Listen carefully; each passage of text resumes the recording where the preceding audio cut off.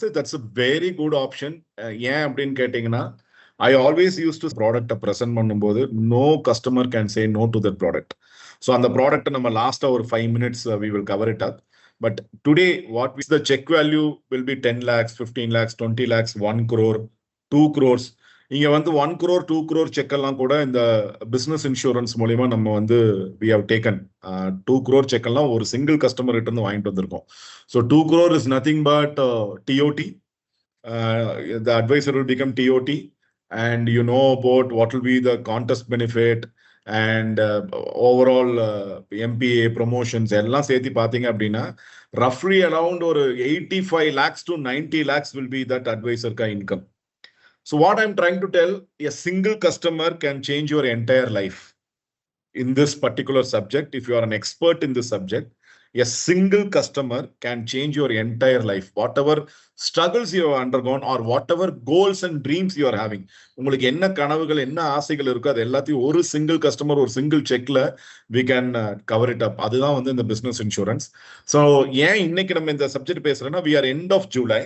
So இப்போ நீங்க calls open பண்ண ஸ்டார்ட் பண்ணீங்கன்னா normally it will take 25 to 30 days approximately. The customer will take 1 month to decide to go about this. ஏன்னா அவங்க auditor they will be discussing, they will be talking about their financial plannings, they will be talking about their expansion for this business. இந்த வருஷத்துக்கான expansion எப்படி போக போகுது, அடுத்தது வந்து பாத்தீங்கன்னா how much expenses I'm going to show, how much turnover I'm going to show.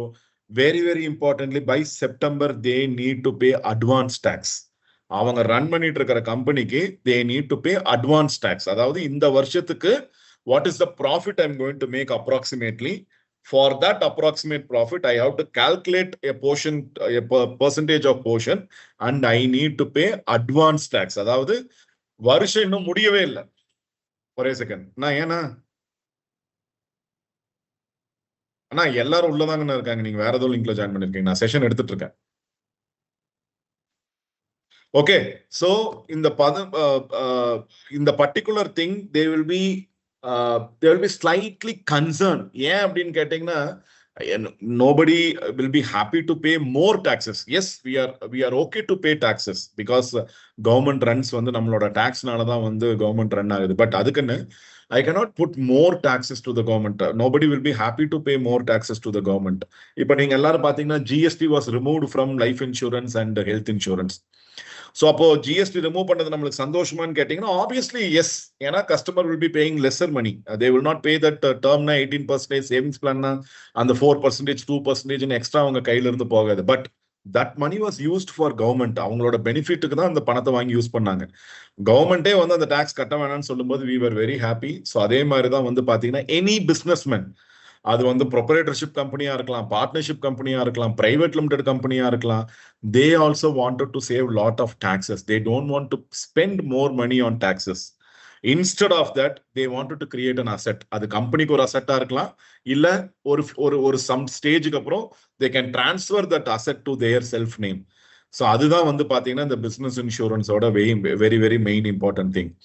So hope Kerala people you are able to connect with me in the flow of English and Tamil. உங்களுக்கு ஓகேவா? Can I get a confirmation from Kerala team so that I can proceed further? Anybody from Kerala? Okay. Okay, sir.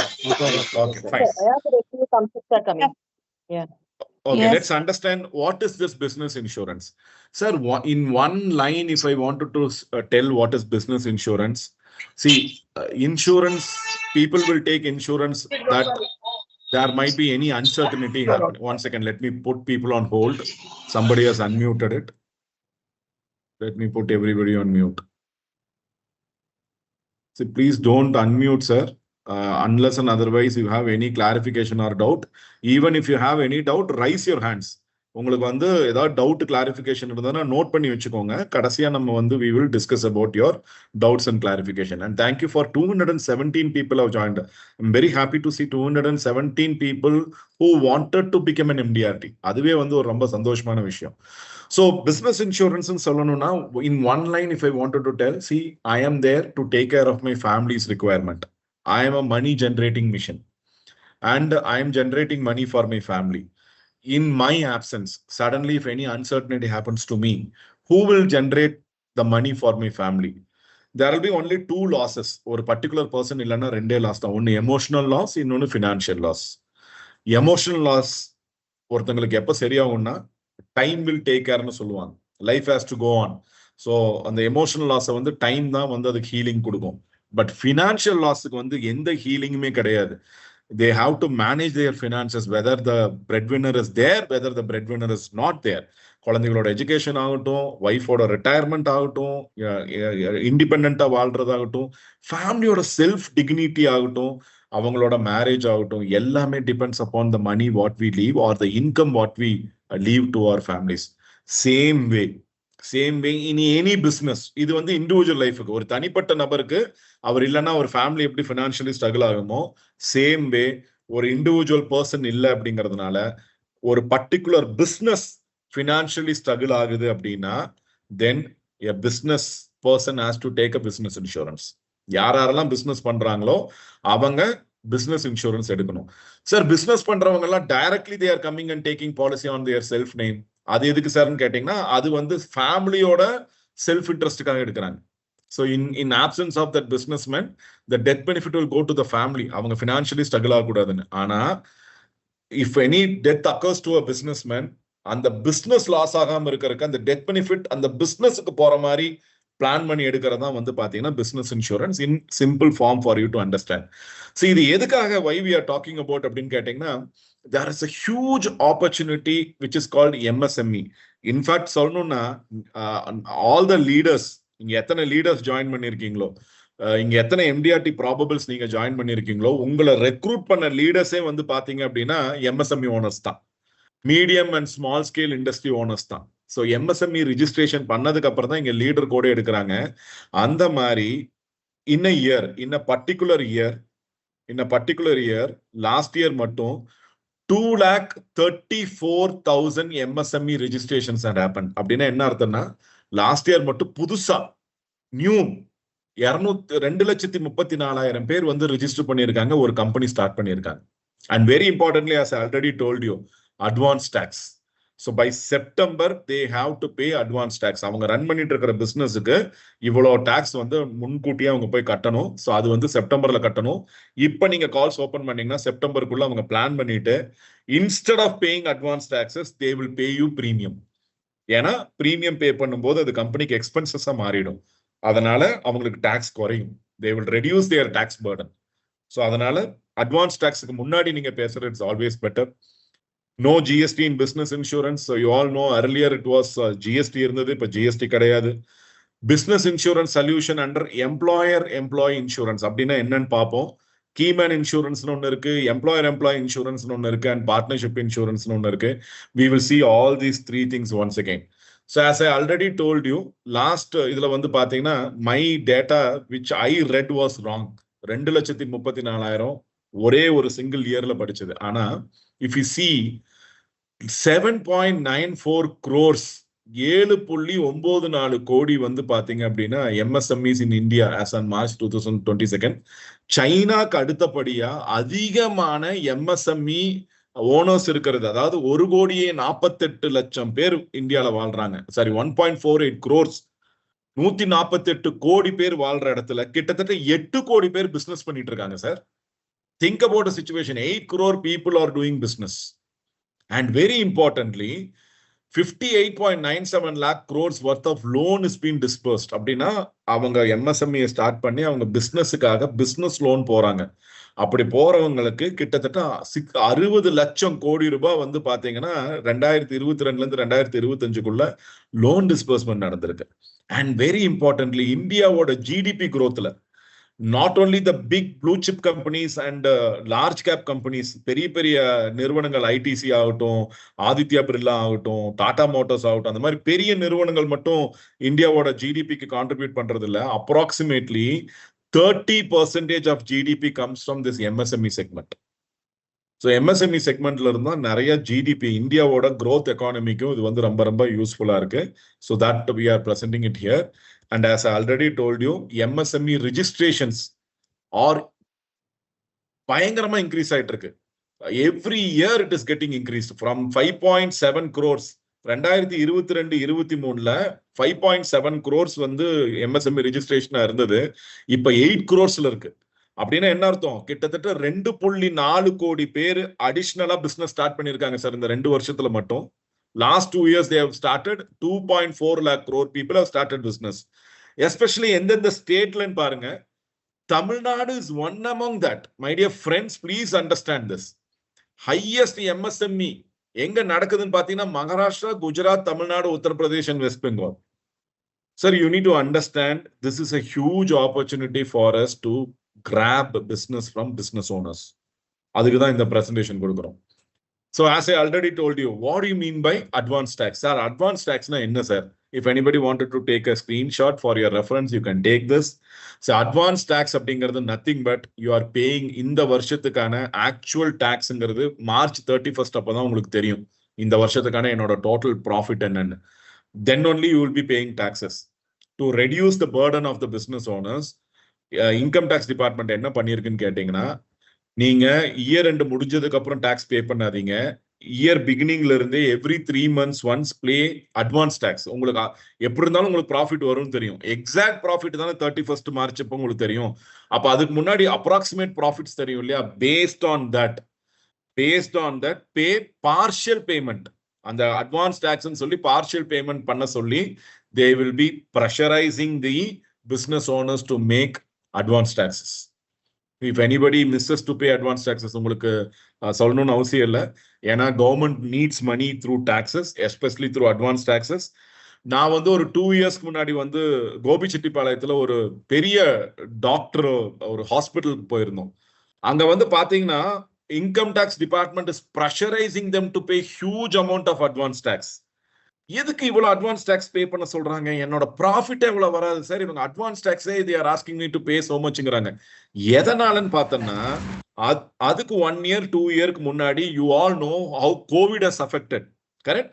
So COVID affect ஆன வருஷம் வந்து பாத்தீங்கன்னா hospitals were fully filled. There were no beds available, no admissions were available, all oxygen beds were full, and you know about how the treatment cost were, right?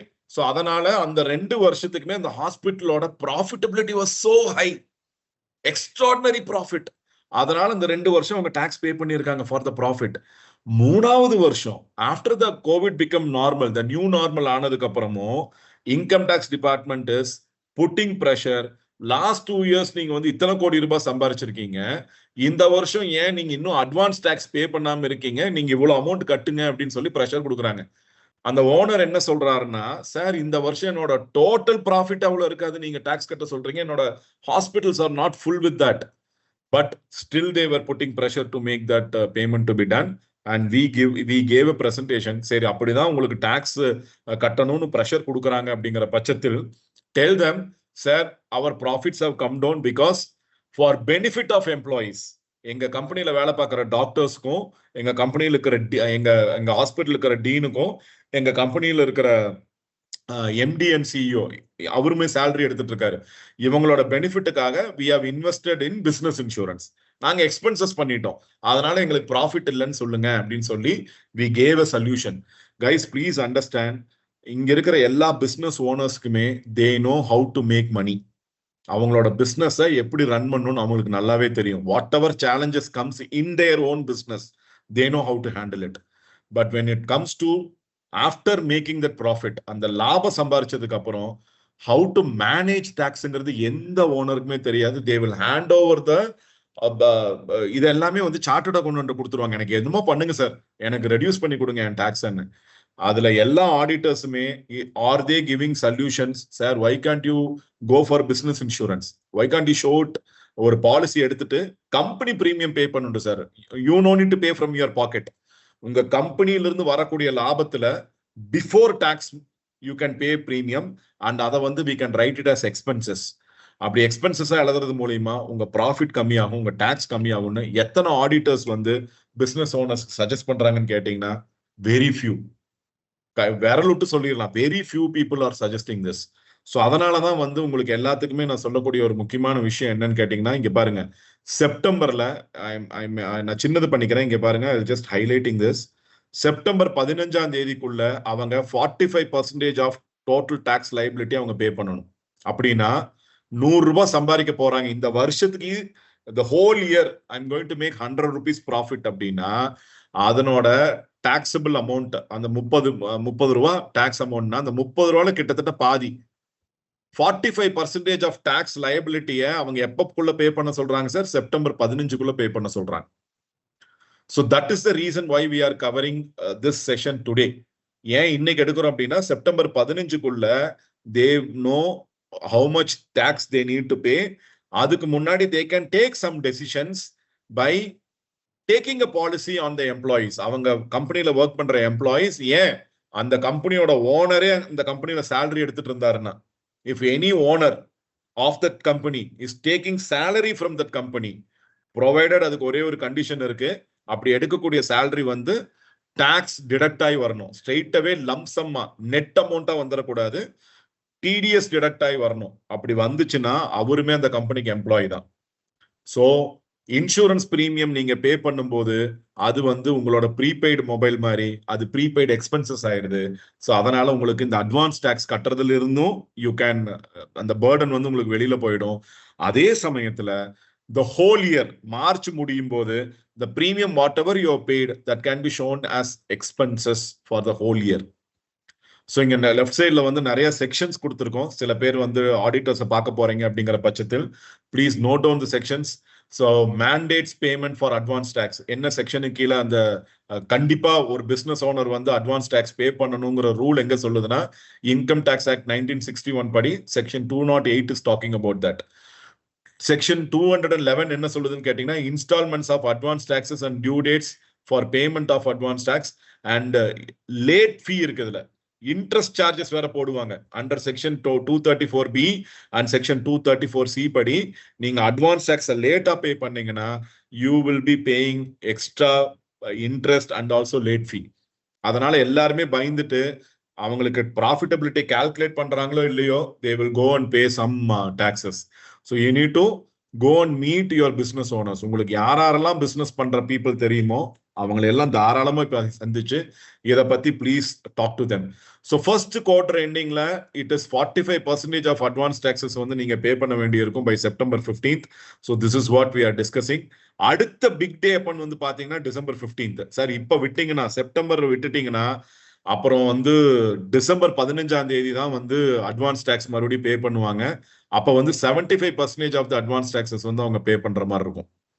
75% advance taxes வந்து அவங்க பே பண்ற மாதிரி இருக்கும். ஆனா இதுல முக்கியமான ஒரு விஷயம் நீங்க பார்க்க வேண்டியது என்ன அப்படின்னு கேட்டீங்கன்னா by what I can tell by end of December அப்படிங்கும்போது ஆல்மோஸ்ட் நம்மளோட எம்டிஆர்டி முடிகிற சமயம் ஆயிடும். So it will be very difficult for you to complete your MDRT if you go by December end. So my suggestion will be September 15th-குள்ள நீங்க எத்தனை பேத்த போய் பாக்குறீங்களோ regarding to this business insurance and talking about why you need to pay advance taxes, sir, I can help you out to reduce your tax burden சொல்லி if you are going and meeting people then they will be definitely thinking about it. உடனே decision எடுக்க மாட்டாங்க. At least they will take 1 month of time. இன்னைக்கு பேசுனீங்கன்னா September 15ஆம் தேதிக்குள்ள everybody will be planning for their advance taxes based on the premium. இந்த premium எவ்வளவு கட்ட போறாங்கிறது பேஸ் பண்ணி அதுக்கப்புறம் மீதி இருக்கிறதுக்கு மட்டும் அவங்க டாக்ஸ் பே பண்ணுவாங்க. இப்ப இதுல 2 அட்வான்டேஜ் இருக்கு. என்னன்னு கேட்டீங்கன்னா ஒன்னு செப்டம்பர் 15க்குள்ள வர்றதுனால as a business owner அவங்களுக்கு டாக்ஸ் பெனிஃபிட் கிடைக்குது. as an advisor உங்களுக்கு வந்து பாத்தீங்கன்னா எம்டிஆர்டிக்கான ஷார்ட் ஃபாலை நீங்க டிசம்பர்லயே கம்ப்ளீட் பண்ணிடுவீங்க. செப்டம்பர்லயே கம்ப்ளீட் பண்ணிடுவீங்க. You no need to wait till December. ரெண்டாவது உங்களுக்கு எல்லாத்துக்கும் தெரியும் கன்சிஸ்டன்சி ஆஃப் எம்டிஆர்டி. நான் செகண்ட் டைம் எம்டிஆர்டி ஆகிறேன், தேர்ட் டைம் எம்டிஆர்டி ஆகிறேன், 10th டைம் எம்டிஆர்டி ஆகிறேன், 15th டைம் எம்டிஆர்டி ஆகிறேன் அப்படின்னா உங்களுக்கு வேற ஒரு கன்சிஸ்டன்சி எம்டிஆர்டி போனஸ்னு ஒரு அமௌண்ட்டை பே பண்றாங்க. Apart from all the pay outs உங்களுக்கு மந்த்லி எட்ஜ் கான்டெஸ்ட் இருக்கு, எம்பிஏ இருக்கு, கமிஷன் இருக்கு, அண்ட் கமிஷன் மேல வந்து போனஸஸ் இருக்கு, ஆனுவல் ஃபிக்ஸ்டு பே அவுட் இருக்கு. இது எல்லாம் இல்லாம நீங்க கன்சிஸ்டன்ட் எம்டிஆர்டியா இருந்தீங்கன்னா அதுக்கு ஒரு தனியா ஒரு பேமெண்ட் கொடுக்குறாங்க. அந்த பேமெண்ட் வந்து பாத்தீங்கன்னா செப்டம்பர் 30ஆம் தேதி வரைக்கும் தான் கொடுக்குறாங்க. அக்டோபர்ல இருந்து அந்த பேமெண்ட் உங்களுக்கு வராது. அந்த கன்சிஸ்டன்சி போனஸ்க்கான அமௌண்ட் வராது. So suppose somebody 7 times MDRT இது வரைக்கும் இந்த கம்பெனில ஜாயின் பண்ணதுல இருந்து 7 தடவை எம்டிஆர்டி ஆயிருக்கு சார். இந்த வருஷம் ஆனா 8th time I'm completing my MDRT. If you are completing your 8th time MDRT before September end, you will get that additional benefit. So 8th time ஆனானே எனக்கு தெரிஞ்சு approximately 3 lakhs or 4 lakhs of company is giving. 3 லட்சமோ 4 லட்சமோ additional pay out கொடுக்குறாங்க. நீங்க செப்டம்பருக்குள்ள முடிக்காம டிசம்பர்ல போய் MDRT முடிக்கிறீங்க 8th time, you will not get the 3 lakhs. So you need to understand that this 2 months, August and September, is going to be huge month for you to play in this business insurance. Okay, so இப்போ வந்து உங்களுக்கு சில விஷயம் சொல்லணும் அப்படின்னா, இந்த GST வந்து remove பண்ணிட்டாங்க for all the policies under employee keyman. யாருக்குமே வந்து பாத்தீங்க அப்படின்னா ஜிஎஸ்டி கிடையாது. Last year when GST removal was happening, individual பாலிசிஸ்க்கு மட்டும்தான் சொல்லியிருந்தாங்க. அப்படின்னா தனிப்பட்ட நபர், if I am taking policy for my family's benefit, then I will get exemption from GST. அப்படிதான் இருந்தது. ஆனா we got the clarity, if any businessman is taking policy on business insurance மூலமா எடுக்கறாங்கன்னா, அவங்க எடுக்கிற பாலிசிக்குமே there is no GST. This is the biggest advantage for all the people. And my dear friends, உங்க தமிழ்நாட்டில் இருக்கிறவங்களுக்கு மட்டும் நான் ஸ்பெசிஃபிக்கா ஒன்று சொல்லணும். ஏன்னா தமிழ்நாட்டில் எத்தனையோ பேர் வந்து நீங்க பிசினஸ் இன்சூரன்ஸ் மூலியமா டேர்ம் பிளான் வித்திருப்பீங்க. 100 கோடி, 50 கோடி, 40 கோடி, 30 கோடின்னு நீங்க டேர்ம் பிளான் வித்திருப்பீங்க. இப்ப அவங்களுக்கு எல்லாத்துக்குமே ஒரு அட்வான்டேஜ் என்ன தெரியுமா இருக்கும்? அந்த ஜிஎஸ்டி 18% வராது, இப்ப ரெனிவலுக்குமே வராது. அப்படின்னா ஒரு எக்ஸாம்பிளுக்கு ஒருத்தர் வந்து 10 லட்ச ரூபா பிரீமியம் கட்டுறாருன்னு வச்சுக்கோங்களேன். உங்களோட எக்ஸிஸ்டிங் கஸ்டமர் 2-3 வருஷம் ஆச்சு அவரு டேர்ம் பிளான் எடுத்து அண்டர் எம்ப்ளாயில அவர் எடுக்கும்போது 10 லட்ச ரூபா பிரீமியம் பிளஸ் 18% ஜிஎஸ்டி 1.8 lakhs, மொத்தமா 11,80,000 ரூபாய் அவரு பிரீமியமா பே பண்ணிருப்பாரு சார். ஆனா இப்ப இந்த ஜிஎஸ்டி இம்ப்ளிமெண்டேஷன் செப்டம்பர் 25க்கு அப்புறம், அதாவது லாஸ்ட் இயர் செப்டம்பர்ல இருந்து அவங்களுக்கு அந்த 18% ஜிஎஸ்டி ரெனிவல் பிரீமியத்துக்கும் கிடையாது. அப்படின்னா உங்களோட எக்ஸிஸ்டிங் கஸ்டமர் அந்த பிசினஸ் இன்சூரன்ஸ் மூலமா ஏற்கனவே எடுத்த பிளானுக்கு அவர் ரெனிவல் கட்ட போகும்போது இனிமேல் 11,80,000 ரூபாய் கட்ட தேவையில்லை, 10 லட்ச ரூபா தான் கட்டுவார். அப்படின்னா 1,80,000 ரூபாய் எக்ஸிஸா அந்த கஸ்டமர் கிட்ட இருக்கு, நம்மளுக்கு கொடுக்கணும்னு வச்சிருந்த பணம் தான் அது. Why can't you go and get one more plan for that 1.8 lakhs under same business insurance? நான் சொல்றது 10 லட்ச ரூபாய் எக்ஸாம்பிளுக்கு. There are people who are paying 50 lakhs rupees as premium. 50 lakhs பிரீமியத்துக்கு 18% calculate பண்ணுங்க சார், கிட்டத்தட்ட 9 லட்ச ரூபாய் டாக்ஸ் ஜிஎஸ்டி மட்டுமே வந்திருக்கும். Why can't you get another plan for 9 lakh rupees of premium? So please go and meet all your existing employer-employee cases. அவங்களுக்கு எல்லாத்துக்குமே இப்ப இந்த ஜிஎஸ்டி இல்லாம இருக்கிறதுனால அந்த டிஃபரன்ஷியல் அமௌண்ட்டுக்கு கூட நீங்க ஒரு பாலிசி வாங்கிட்டு வரலாமே. ஆர் இந்த 2 வருஷத்துல அவங்களோட ப்ராஃபிட் ஜாஸ்தியா இருக்கலாம், அந்த டிஃபரன்ஷியல் அமௌண்ட் பிளஸ் இப்ப அவங்க ப்ராஃபிட் ஜாஸ்தியான சேர்த்து இன்னொரு பாலிசி வாங்கலாம். It doesn't mean that one customer, ஒரு பிசினஸ் ஓனர் ஒரே ஒரு தடவை தான் ஒரு லைஃப்ல வந்து பிசினஸ் இன்சூரன்ஸ் வாங்குவாருன்னு அர்த்தம் இல்ல. 2 வருஷம் 3 வருஷத்துக்கு ஒருக்கா அவரோட ப்ராஃபிட்டை பேஸ் பண்ணி மறுபடியும் அடிஷனலா ஒரு கவர் எடுப்பாரு. ஏற்கனவே டேர்ம் எடுத்திருக்காரு, இப்ப வந்து பாத்தீங்கன்னா ஒரு பென்ஷன் பிளான் எடுப்பாரு, இல்ல யூலிப்ல ஒரு பிளான் எடுக்கலாம்னு நினைப்பாரு. எனி பிளான், எந்த பிளான் எடுத்தாலுமே whatever premium they are going to pay, that doesn't carry GST and that can be shown as expenses. கம்பெனியோட புக்ஸ்ல வந்து எக்ஸ்பென்சஸா எழுத முடியும். So I'm giving ideas and suggestions, my dear friends. Tamil Nadu's people especially, உங்களோட existing employee close பண்ண எல்லா கஸ்டமரையும் போய் revisit பண்ணுங்க. அவங்களோட கரண்ட் ப்ராஃபிட்டபிலிட்டியை பார்த்து மறுபடியும் வேற ஏதாவது பிளான் சஜஸ்ட் பண்ணுங்க. அதே சமயத்துல அவங்களுக்கு ஜிஎஸ்டி இப்ப கம்மியா இருக்கும், அந்த ஜிஎஸ்டி அமௌண்ட்டுக்காவது ஒரு பாலிசி வாங்கிட்டு வாங்கங்கிற, which can help you for your MPA payout. உங்க MPAக்கு நீங்க எலிஜிபிலிட்டி ஆகணும், அந்த டிஃபரன்ஷியல் அமௌண்ட் வாங்கிட்டு வந்தீங்கன்னா உங்களோட Kuala Lumpur கான்டெஸ்ட்டுக்கு that will be useful. See, we have to think business in a smarter way, my dear friends. Customer முன்னாடி வந்து 10 லட்ச ரூபாய் கட்டுற கஸ்டமர் வந்து 11,80,000 ரூபாய் பே பண்றதுக்கு ரெடியா இருந்திருக்காரு. 3 வருஷமா அப்படிதான் கட்டிட்டு இருந்திருக்காரு. பட் இந்த வருஷத்துல இருந்து 10 லட்ச ரூபாய் தான் கட்ட போறாரு. அந்த 1,80,000 ரூபாய் ஜிஎஸ்டி அவருக்கு மிச்சமாகுது. நீங்க போய் அதை பிரீமியமா வாங்கிட்டு வாங்கன்னு சொல்றேன். Existing employee, new employee, go and meet lot of new people and talk about this. Okay. Now coming back to business insurance பத்தி பேசும்போது இண்டிவிஜுவல் டாக்ஸிங் பத்தியும் பேசணும். So now நம்ம இண்டிவிஜுவல் டாக்ஸிங் இந்த 1010D 10A இதெல்லாம் பத்தி நம்ம இப்ப பேச போறதுல we are going to talk about section 37(1).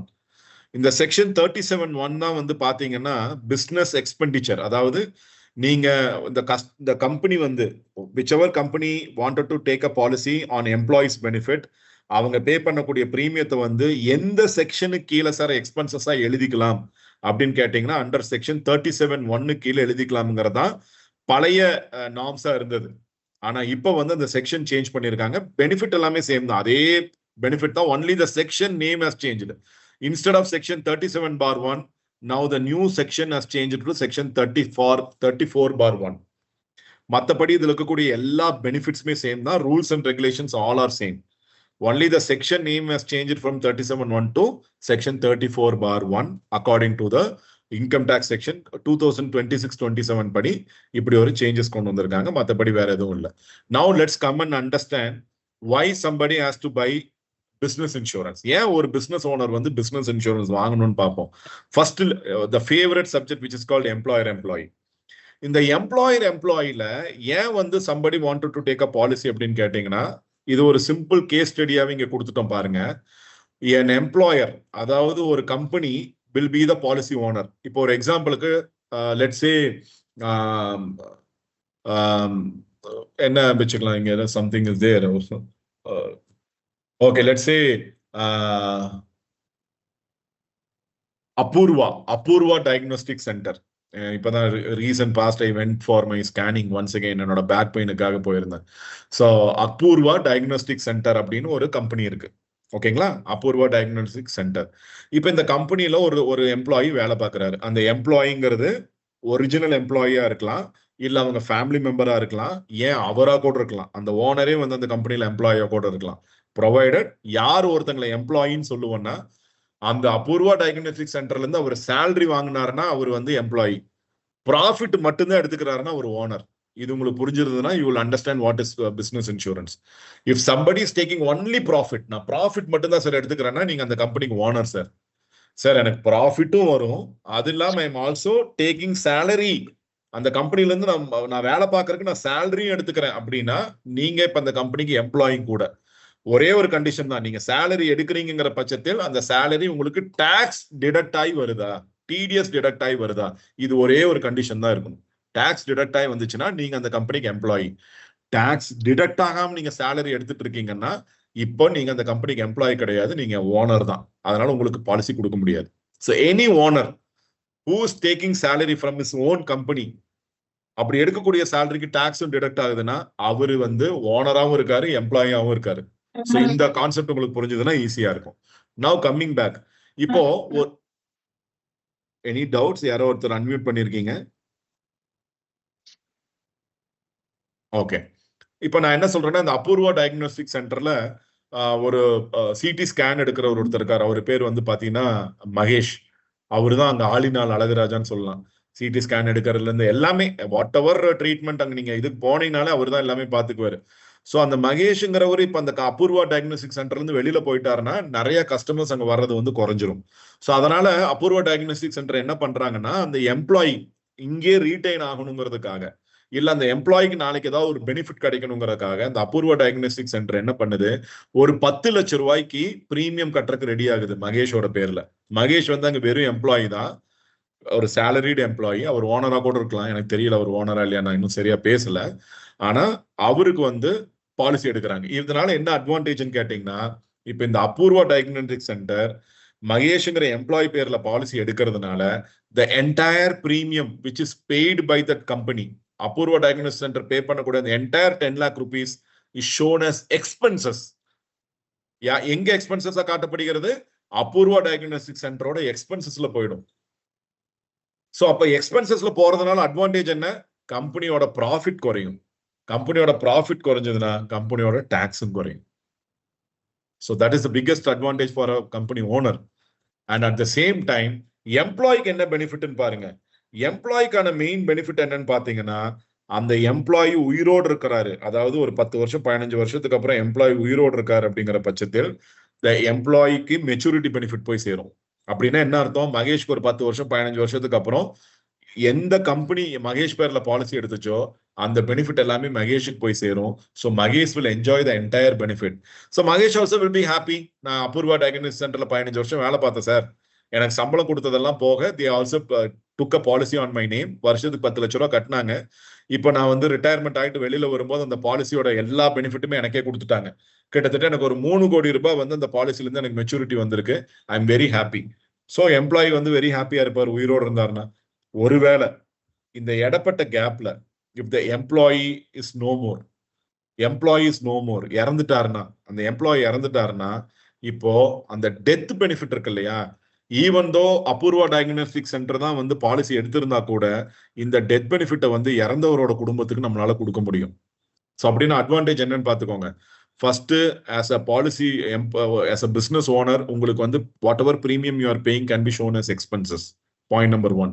Point number 2, உங்களோட டேலண்டட் எம்ப்ளாயீஸ் வேலையை விட்டு போகாம அவங்கள வித்ஹோல்டு பண்றதுக்கு, ரிட்டன்ஷன் ஆஃப் டேலண்ட்டை பிடிச்சி வச்சுக்கிறதுக்கு அவங்களுக்கு வந்து நீங்க போனஸோ சேலரி இன்க்ரிமெண்டோ கொடுக்கறதுக்கு பதில்ல you can give proposal of business insurance.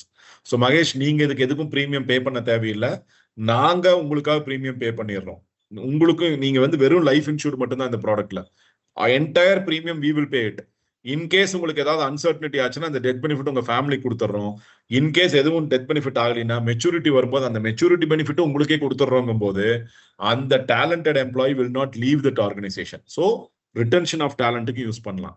3வது, ஒருவேளை ஏதாவது அன்சர்டனிட்டி நடந்துருச்சுன்னா, இப்ப அபூர்வா டயக்னோஸ்டிக் சென்டர்ல வேலை பார்த்துட்டு இருக்கிற மகேஷ்க்கு ஏதாவது ஒரு ஆக்சிடென்ட்லயோ ஏதோ ஒரு ரீசன்ல இறந்துட்டாருன்னா, நார்மலி எவ்ரி கம்பெனி வந்து பாத்தீங்கன்னா ஜீவனாம்சம் மாதிரி ஏதோ ஒன்று கொடுப்பாங்க. ஜீவனாம்சம் சொல்றதை விட காம்பன்சேஷன் ஆஃப் லாஸ். ஒரு சின்ன சின்ன கம்பெனில கூட இருக்கு. இப்போ எங்க வீட்டு பக்கத்துல வந்து பாத்தீங்கன்னா அந்த சைடு ஒரு பட்டறை இருக்கு, இரும்பு பட்டறை, அயன் இது பண்ற இடம். அங்க ஒருத்தருக்கு ஆக்சிடென்ட் ஆயிடுச்சு, கால் போயிடுச்சு, இப்ப அவரால் வேலை செய்ய முடியாது. இப்ப அந்த ஓனர், ஒரு சின்ன கம்பெனி தான், அந்த ஓனர் என்ன பண்ணாருன்னா ஒரு 2 lakh rupees, ஒரு 2 லட்ச ரூபாய் அவரோட சொந்த பணத்தை, ஓன் மணியை கொண்டு போய் கொடுத்துட்டு வந்தாரு அந்த ஃபேமிலிக்கு. இத்தனை வருஷமா அவர் எங்கூட இருந்திருக்காரு, இனிமேல் கஷ்டமா இருக்கும்னு நினைக்கிறேன், என்னால இவ்வளவுதான் கொடுக்க முடியும்னு ஒரு 2 lakh rupees கொடுத்துட்டு வந்திருக்காரு. அவரோட செல்ஃப் இன்ட்ரெஸ்ட்ல, அவரோட செல்ஃப் மணி. அப்ப அதே மாதிரி தானே அபூர்வா டயக்னோஸ்டிக் சென்டர்ல மகேஷ் இறந்துட்டாருனாலும் அந்த அபூர்வா டயக்னோஸ்டிக் சென்டர் அந்த ஃபேமிலிக்கு ஏதாவது ஒன்று பண்ணணும். இத்தனை வருஷமா எம்ப்ளாயா இருந்திருக்காரு. ஸோ இனிமேல் அவர் கையில இருந்து சொந்த காசு போட தேவையில்லை. இந்த டெத் பெனிஃபிட், வரக்கூடிய டெத் பெனிஃபிட் அப்படியே அந்த ஃபேமிலி கொடுத்துடலாம். ஸோ அதனால family is also getting protected. So by paying premium, taxes are coming down, you can retain the talent, and any uncertainty happens, the employee's family is financially protected by death benefit. இத்தனை 3 பெனிஃபிட்டுமே அதுல இருக்கு.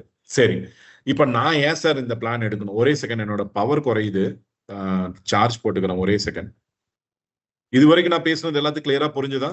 Vinod Sivan sir, you're able to catch it up with my Tamil and English. Is that okay? Sir, okay, super, sir. Okay. Just hold on, sir. Just hold on for a minute. I'm just putting sure, I can follow. I'm putting my laptop under charger. Please hold on for a minute. Okay.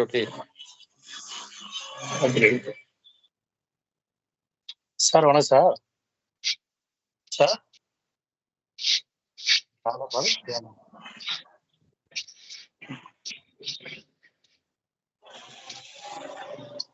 Sir, what sir? லைன்ல charge போடுறது, ஒரு power bank charge போடுறது, அவருக்கு charge இல்லை, charge போட்டு நான் charger போட்டேன். சரி, டவுட் இருக்கிறவங்க எல்லாருமே டவுட்ஸ் நோட் பண்ணி வச்சுக்கோங்க. In between let's not discuss about the doubt. Just note down your doubts. We will address your doubts by end of the session. Is that clear, sir? Please note your doubts and keep it ready. After this session, நான் வந்து உங்ககிட்ட அந்த டவுட்ஸை கேட்டுக்கிறேன். Let me go to the presentation and continue. Okay. Is my screen visible? Okay. Yes, sir, is my screen visible, sir? Yeah. Yes, sir. Yeah. Now I wanted to tell one thing. Sir, is there any possibility, if I am the owner, let's say நான் Apoorva diagnostic சென்டருக்கு இன்னொருக்கா scan எடுக்க போகும்போது I'm asking Mahesh, நீங்க இந்த கம்பெனில employer இல்ல ஓனரா? He says I am a owner, sir. நான் தான் சார் ஓனர். அப்போ is there any possibility for me to help him to reduce his taxes? Yes, still I can help him to reduce his taxes. எப்படின்னு கேட்டீங்கன்னா, see, you need to understand, in business insurance, if you are running any business, there are two ways of paying taxes. இப்போ நம்ம இங்க பாக்குறது எல்லாமே வந்து பாத்தீங்கன்னா private limited கம்பெனிக்கான டாக்ஸ்க்கான calculation. Please understand that whatever you are seeing here is a private limited company order tax kana understanding. It is not about proprietorship or it is not about partnership companies. ஏன் அப்படின்னு சொல்றேன்னா, for partnership companies, இப்போ ஒரு எக்ஸாம்பிளுக்கு நானும் வினோத் சிவன் சாரும் பார்ட்னர்ஷிப்ல ஒரு business பண்ணிட்டு இருக்கோம். வாட் எவர் ப்ராஃபிட் இந்த பார்ட்னர்ஷிப் கம்பெனி ஏர்ன் பண்ணுதோ அதுக்கு ஸ்ட்ரெயிட் ஃபிளாட் டாக்ஸ் இருக்கும். Flat tax. நீ 100 ரூபா சம்பாதிச்சாலும் 30% டாக்ஸ், 1 கோடி ரூபா சம்பாதிச்சாலும் 30% டாக்ஸ். ஃபிளாட் டாக்ஸ் பே பண்ணிடுவோம். So entire flat tax pay பண்ணதுக்கு அப்புறம் மீதி இருக்கிற ப்ராஃபிட்டை நாங்க 2 பேரும் ஷேர் பண்ணிக்குவோம். According to our stake holding percentage we will share it. அந்த ஒரு டாக்ஸ் தான் பே பண்ணுவாங்க பார்ட்னர்ஷிப் கம்பெனில. எகெயின் எங்களுக்கு வந்ததுக்கு அப்புறம் கம்பெனி டாக்ஸ் பே பண்ணதுக்கு அப்புறம் எங்களுக்கு இன்கமா வந்ததுக்கு அப்புறம் மறுபடியும் நாங்க டாக்ஸ் பே பண்ணுவோமான கிடையாது. Only once we will pay tax. அதே மாதிரி ப்ரொப்ரைட்டர்ஷிப் கம்பெனிக்கு நீங்க எடுத்துக்கிட்டீங்கனாலுமே there is nothing called flat tax. ஏன்னா ப்ரொப்ரைட்டர்ஷிப்பை பொறுத்த வரைக்கும் இண்டிவிஜுவல் டாக்ஸும் ஒண்ணுதான், ப்ரொப்ரைட்டர்ஷிப் கம்பெனில இருந்து வர டாக்ஸும் ஒண்ணுதான். Because you are holding only one PAN card which is your individual PAN card. அதனால ஸ்ட்ரெயிட்டாவே as per the tax slab நீங்க டாக்ஸ் பே பண்ணுவீங்க. ஆனா இந்த பிரைவேட் லிமிடெட் கம்பெனிக்கு மட்டும் ஒரு பெரிய டிராபேக் இருக்கு சார். என்ன அப்படின்னு பாத்தீங்கன்னா, நீங்க வந்து உங்களுக்கு டாக்ஸ் பே பண்ணணும் அப்படின்னா first you need to pay corporate tax. First you need to pay corporate tax வந்து நீங்க பே பண்ணுவீங்க. let me talk about இங்க அவ்வளவு கிளியரா இருக்குமான்னு தெரியல. let me put it in an Excel and show you. ஒரு பிரைவேட் லிமிடெட் கம்பெனிக்கு டாக்ஸ் எப்படி கால்குலேட் பண்ணுவாங்கன்னு உங்களுக்கு ஒரு எக்ஸல்ல காமிக்கிறேன். அப்பதான் you will be able to understand. let me talk Apoorva private limited கம்பெனின்னு ஒரு கம்பெனி இருக்குன்னு வச்சுக்கோங்க. is my screen visible sir? சின்னதா இருக்கா, பெருசு பண்ணட்டுமா? is this okay? clear sir, clear sir. Apoorva private limited கம்பெனின்னு ஒரு கம்பெனி இருக்கு. இப்போ இந்த கம்பெனியோட what I am telling is, இந்த கம்பெனியோட ப்ராஃபிட் வந்து பாத்தீங்கன்னா 1 crore. ரைட்? இந்த கம்பெனியோட இந்த வருஷத்துக்கான profit is 1 crore. Since it is a private limited company, இந்த 1 crore வந்து அந்த director cannot take it directly. Sir, please go on.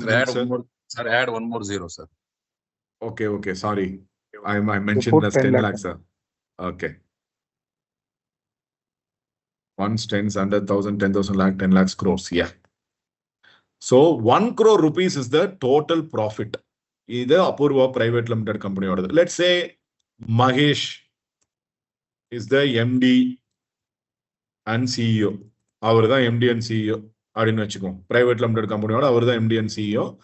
இப்போ இந்த 1 crore வந்து can MD and CEO directly take to his account? ஏன்னா அவர் தான் இந்த கம்பெனிக்கு ஓனர். ப்ராஃபிட் வந்திருக்கு. Let me say this is profit. So இந்த ப்ராஃபிட் 1 crore அப்படியே ஒரு அக்கௌண்ட்டுக்கு எடுத்துட்டு போற முடியுமானா முடியாது சார். ஏன் அப்படின்னு கேட்டீங்கன்னா, first thing, there is something called corporate tax. So இந்தியால நீங்க ஒரு கம்பெனி ரன் பண்ணிட்டு இருக்கீங்க அப்படின்னா, அந்த கம்பெனியை ரன் பண்றதுக்கு அந்த டோட்டல் கம்பெனியோட ப்ராஃபிட்ல இருந்து 25.17% you need to pay tax. 25.17% you need to pay corporate tax. அப்படின்னா இந்த 1 crore approximately 25% will go as tax. So அப்படின்னா எவ்வளவு சார் போயிடும்? 25 லட்சம் ரூபாய் வந்து பாத்தீங்க அப்படின்னா it will go as tax.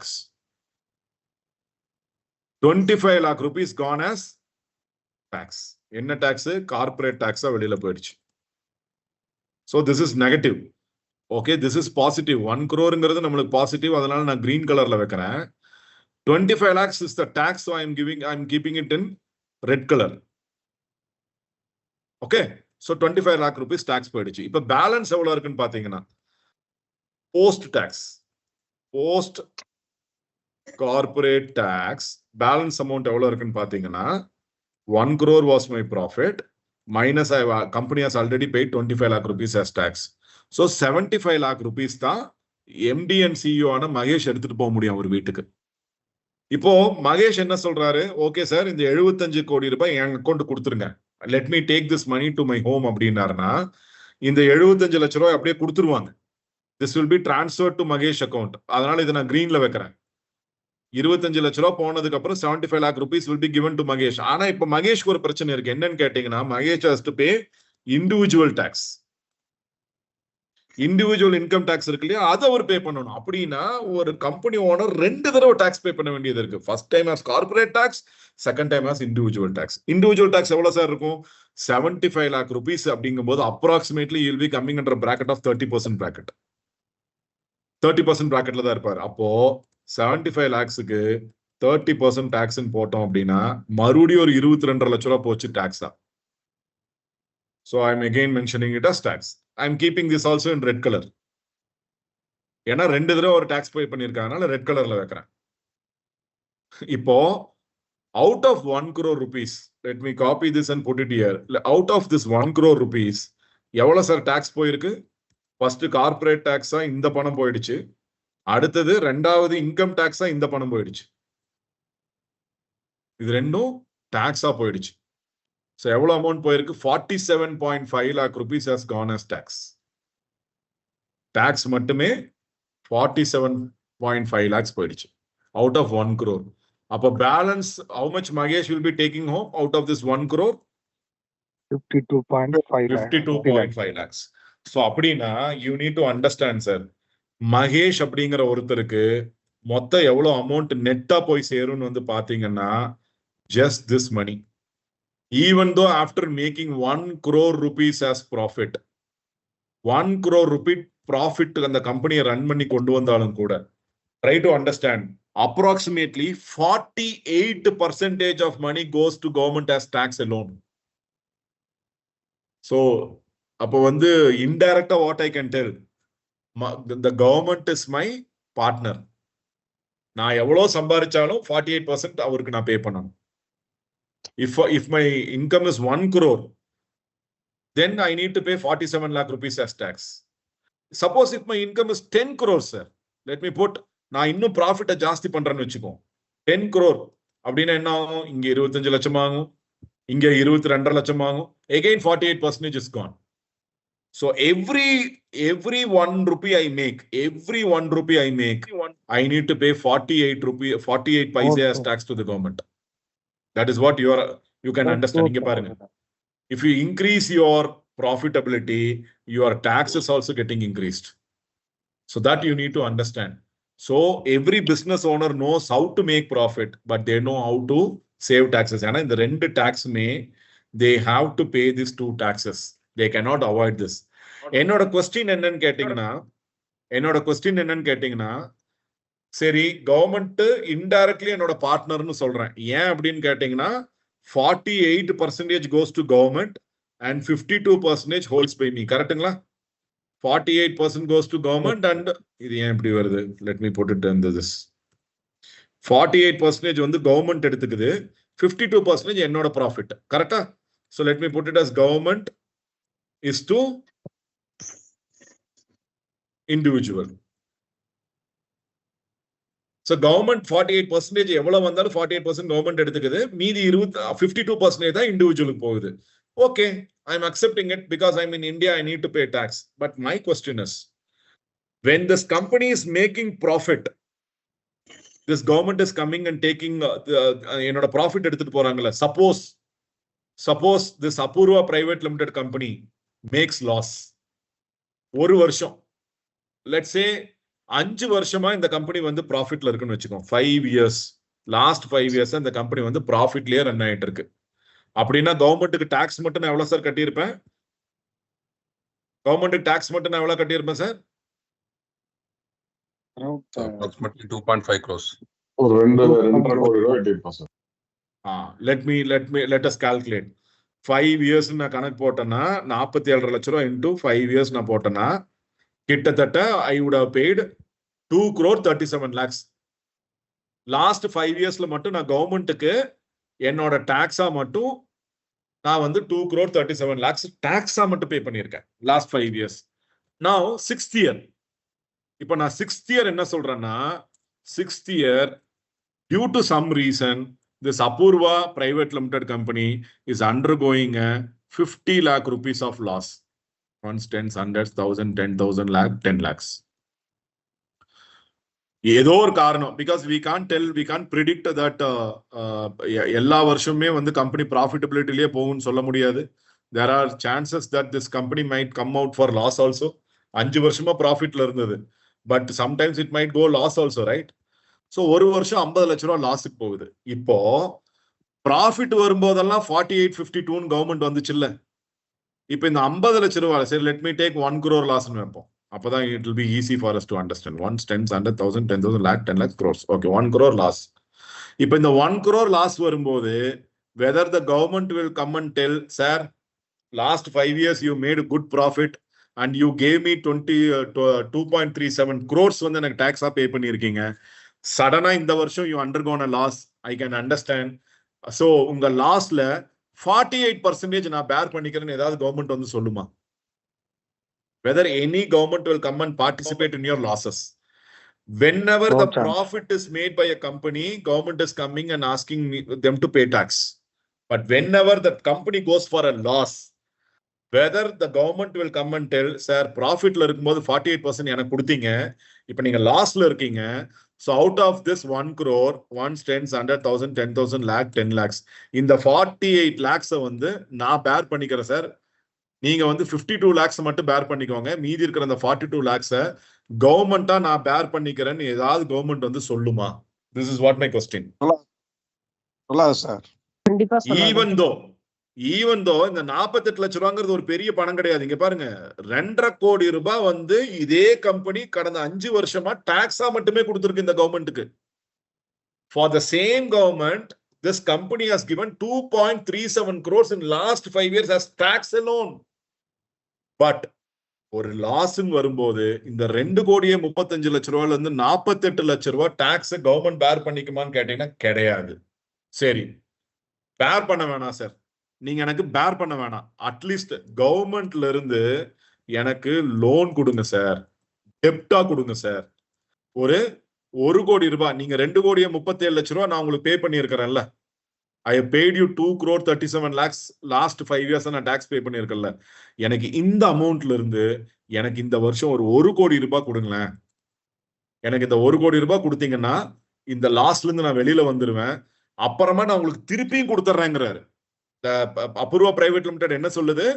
Last 5 years I have paid 2.37 lakhs, give me 1 crore as debt. ஒரு 6 months 1 yearக்கு அப்புறம் நான் அந்த பணத்தை திருப்பியும் கொடுத்துட்றாங்குது. Whether this government will be giving you debt on this? கடனாவது கொடுக்குமா? நோ சார், கொடுக்காது, வாய்ப்பு இல்ல. ஆசா இருக்க நீங்க எப்படி சார் கட்டுவாங்க? சோ நம்ம புரிஞ்சுக்க வேண்டியது ஒண்ணுதான், நான் எவ்வளவு சம்பாதிச்சாலும், அதாவது ஓட்ட ஜோப்புன்னு சொல்லுவாங்க இல்லையா, நான் எடுத்து 100 ரூபா உள்ள போட்டேன்னா 52 ரூபா தான் நிக்கும், 48 பைசா கீழே போயிடும். நான் எவ்வளவு சம்பாதிச்சாலும் அப்படியே தான் போயிட்டே இருக்கும். ஆனா நான் சம்பாதிக்கும் போது நல்லா இருந்தது, சடனா என் பாக்கெட்டே எம்டி ஆயிடுச்சு, கீழே விழுந்த காசெல்லாம் ஏதாவது இருக்கா தேடி போய் எடுத்துக்கலாமான்னு பார்த்தா ஒரு பைசா இருக்காது. And nobody will be supporting you. Now my question is, as a business owner, won't you feel, as a business owner, won't you feel this is a dangerous signal? நான் சம்பாதிக்கும் போதெல்லாம் டாக்ஸ் கட்டுறேன், ஆனா ஒரு வருஷம் என்னால சம்பாதிக்க முடியாம போச்சுன்னா கவர்மெண்ட் எந்த வகையிலையும் வந்து எனக்கு ஹெல்ப் பண்ண மாட்டேங்குது, நான் ஏன் கவர்மெண்ட்டுக்கு இவ்வளவு டாக்ஸ் கட்டணும்னு யோசிப்பாங்களா மாட்டாங்களா? கண்டிப்பா யோசிப்பாங்க சார். லாஸ்ட் வரும்போது பேர் பண்ண மாட்டேங்குது, ப்ராஃபிட் வரும்போது கண்டிப்பா எடுத்துட்டு யோசிப்பாங்க சார். லாபம் வரும்போது மட்டும்தான்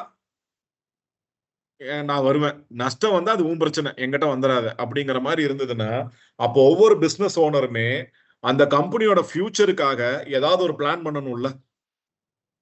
something they have to plan. ஏன்னா கண்டிஜென்சிங்கிறது எப்ப வேணா வரலாம் சார். திருப்பூர் மாதிரியான கம்பெனில, மயில்சாமி சாருக்கு தெரியும், திருப்பூர் மாதிரியான கம்பெனில 10 கோடி 15 கோடி 20 கோடி லாபம் எடுத்துட்டு இருந்த கம்பெனி இன்னைக்கு கம்பெனியை க்ளோஸ் பண்ணிட்டு போயிட்டாங்க. நான் சொல்றது 5 வருஷத்துக்கு முன்னாடி 20 crore rupees is the profit of that company. ஒரு வருஷத்துக்கு 20 கோடி ரூபாய் லாபம் மட்டும். ஆனா இன்னைக்கு அந்த கம்பெனி க்ளோஸ்ட். ஏன் அப்படின்னு கேட்டீங்கன்னா, Iran and you know about that war, right? Russia வார் இருந்தது, அண்ட் அமெரிக்கா அண்ட் ஈரான் மேல இருந்த வாரு. அவங்களுக்கு ஷிப்மெண்ட் போகல, அவங்களால கூட்ஸ் அனுப்ப முடியல, ஆர்டர் எல்லாமே ஹை வேல்யூ காஸ்ட். இங்க நூல் வந்து கடன்ல வாங்கியிருப்பாங்க, எம்ப்ளாய்க்கு சம்பளம் கொடுக்கணும், பில்டிங், கரண்ட், எக்ஸ்பென்சஸ். ஆனா அங்க ஷிப்மெண்ட் போய் சேரல, அவ்வளவுதான், கடை சாத்தி போக வேண்டியது. Mayilsamy sir, am I right or wrong sir? திருப்பூர்ல இதெல்லாம் நடக்குதா இல்லையா சார்? நடக்குது சார். ஒரு 20 வருஷமா 20 கோடி 30 கோடி ப்ராஃபிட் பண்ணிட்டு இருந்த கம்பெனி எல்லாம் இன்னைக்கு வாஷ் அவுட் ஆனதும் இருக்கு சார். சாத்திட்டாங்க. அப்ப நான் என்னோட கொஸ்டின் என்னன்னா, இந்த மாதிரியான சூழ்நிலைக்கு நான் கண்டிஜென்சி அமௌண்ட் என்னோட எமர்ஜென்சிக்குன்னு நான் எங்கேயாவது பணம் எடுத்து வச்சிருக்கிறேன்னா எல்லா பணத்தையும் கொண்டு போய் கவர்மெண்ட் கொடுத்துட்டு வந்துட்டேனாங்கிறதான் கொஸ்டின் மார்க். இப்போ இதுதான் current scenario. If I am going to tell sir, நான் உங்களுக்கு ஒரு சொல்யூஷன் கொடுக்குறேன் சார், இது கொஞ்சம் சின்னது பண்ணிக்கிறேன். ஹோப் இது வரைக்கும் உங்களுக்கு விசிபிளா இருக்கும்னு நினைக்கிறேன். கரெக்டா பார்க்க முடியுதா? ஓகே சார், கரெக்டா. இப்ப நான் என்ன சொல்யூஷன் கொடுக்க போறேன்னா, இந்த அபூர்வாவோட பிரைவேட் லிமிடெட் கம்பெனிக்கு நான் ஒரு சொல்யூஷன் கொடுக்க போறேன், சஜஷன் கொடுக்க போறேன். சார், நீங்க சம்பாதிக்கிற எல்லா 1 crore-யுமே நீங்க வந்து இவ்வளவு டாக்ஸ் கட்டிட்டு இருக்கீங்க. I can help you to reduce your tax. நீங்க கவர்மெண்ட்டுக்கு டாக்ஸ் கட்டுறதை என்னால கம்மி பண்ணி தர முடியும். எப்படி? நான் என்ன சொல்றேன்னா, sir Apoorva sir, Mahesh sir, நீங்க என்ன பண்ணுங்க, இந்த 1 crore-ல 50 லட்சம் ரூபாய், 1 10 100,000 10,000 lakh 10 lakhs 50 லட்சம் ரூபாய் நான் என்ன சொல்றேன்னா எனக்கு பிரீமியமா கொடுத்துருங்க.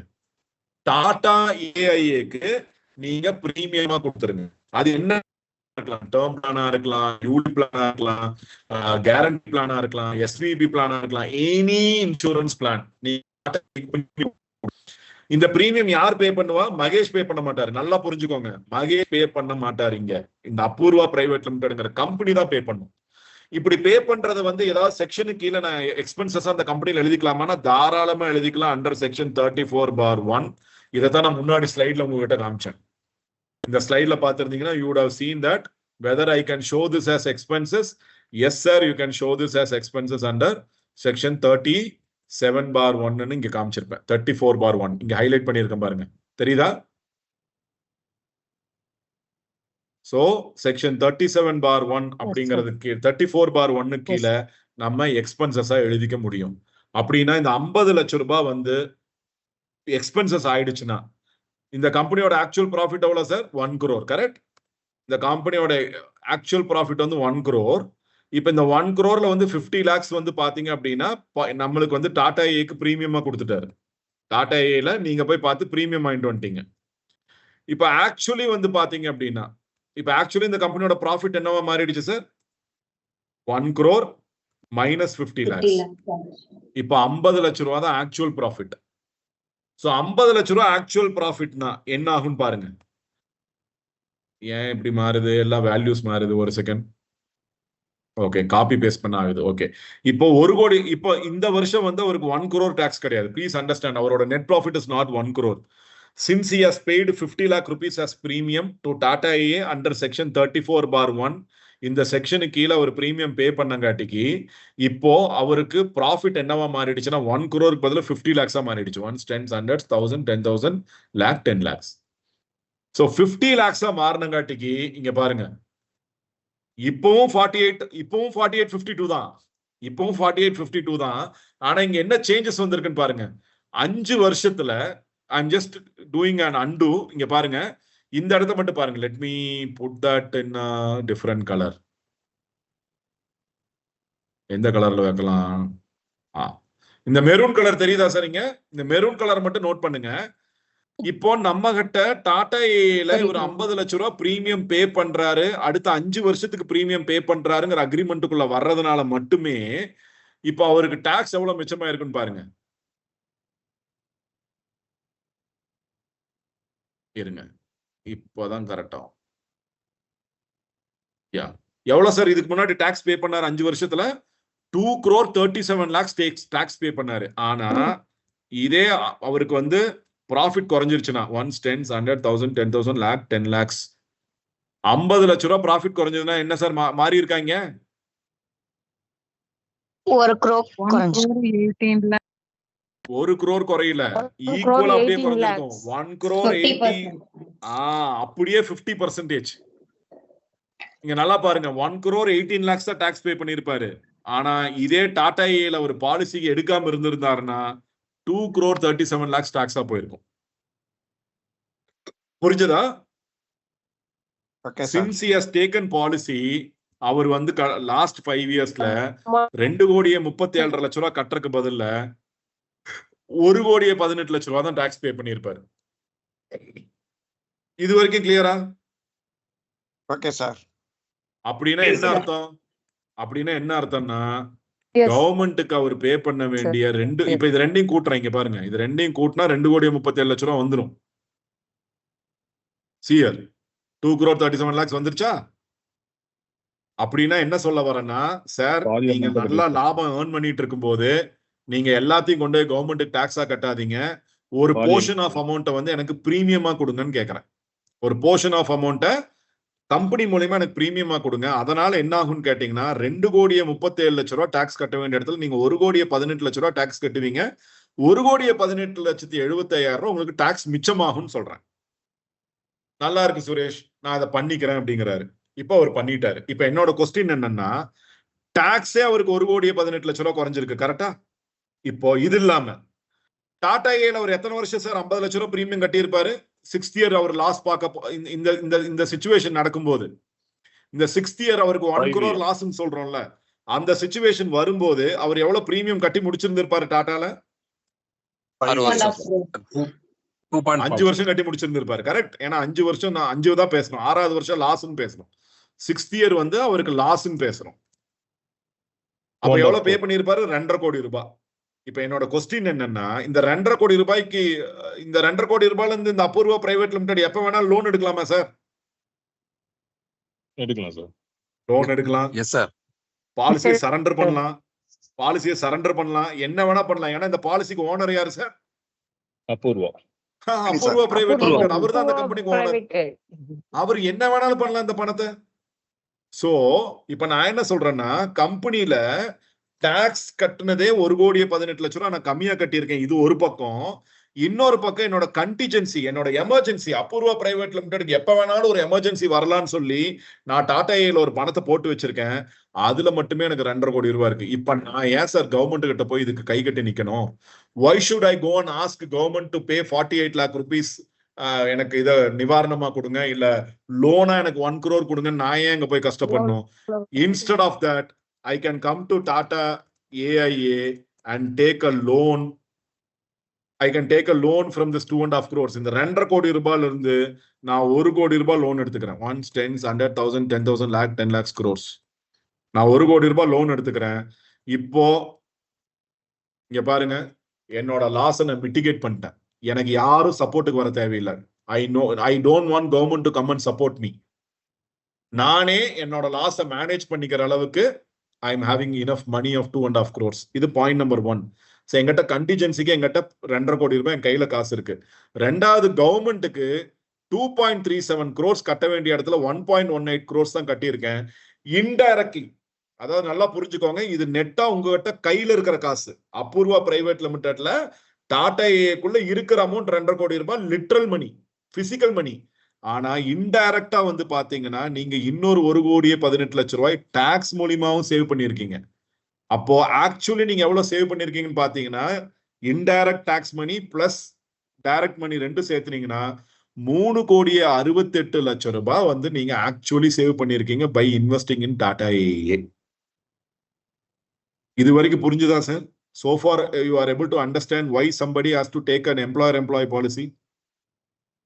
Clear sir, clear sir. Okay. Yes. Now coming back. இப்போ இந்த லோன் வாங்கினார் இல்லையா, 1 crore லோன் வாங்கினார்ல 6th இயர், அவர் ஒரு 8th இயரோ 9th இயரோ, let's say 9th year இவர் மறுபடியும் ப்ராஃபிட்டபிலிட்டிக்கு வந்துட்டாரு, மறுபடியும் நல்ல ப்ராஃபிட்டபிலிட்டிக்கு வந்துட்டாரு. வாட் he can do, இந்த 1 crore வாங்கின கடனை, இந்த 1 crore வாங்கின கடனை வித் இன்ட்ரெஸ்டோட, let me take an interest approximately of 10 lakh rupees, 10 லட்ச ரூபாய் இன்ட்ரெஸ்ட் வந்திருக்குன்னு வச்சுக்குவோம். 1, 10, 100,000, 10,000, lakh, 10 lakhs. இந்த 1 கோடியே 10 லட்ச ரூபாய் அவர் என்ன பண்ணலாம்? இந்த 1 கோடியே 10 லட்ச ரூபாய் அவர் என்ன பண்ணலாம் சார்? திரும்பவும் டாடா ஏக்கே கொடுத்துடலாம். ஏன்னா லோன் வாங்கினாரு, திரும்பவும் டாடா ஏக்கே கொடுத்துட்டாரு. So he is able to manage his business without any loss, any problem, any contingency. எந்த பிரச்சனையும் இல்லாம அவர் பாட்டுக்கு ரன் பண்ணிட்டு இருப்பாரு. ரெண்டாவது, இந்த 10 லட்ச ரூபாய் இன்ட்ரெஸ்ட் கட்டுறாரு பாருங்க, அந்த 10 லட்ச ரூபாய் இன்ட்ரெஸ்டும் கம்பெனி, அதுவும் எக்ஸ்பென்சஸ் தான். இன்ட்ரெஸ்ட் என்ன பே பண்றாரோ, interest paid can also be shown as expenses under section 34/1. இன்ட்ரெஸ்டும் எக்ஸ்பென்சஸ் எழுதிக்கலாம், அதுவும் அவருக்கு ப்ராஃபிட்டை குறைச்சு கொடுக்கும். ஸோ அப்படின்னா நான் யாரை நம்பியும் இல்லை, I can manage my own business. இப்ப சில பேருக்கு டவுட் இருக்கும், சார் 1 கோடி லாபம் சொன்னீங்கல்ல sir, 1 crore was the old profit, right? 1 crore is the whole profit. என்னாச்சு?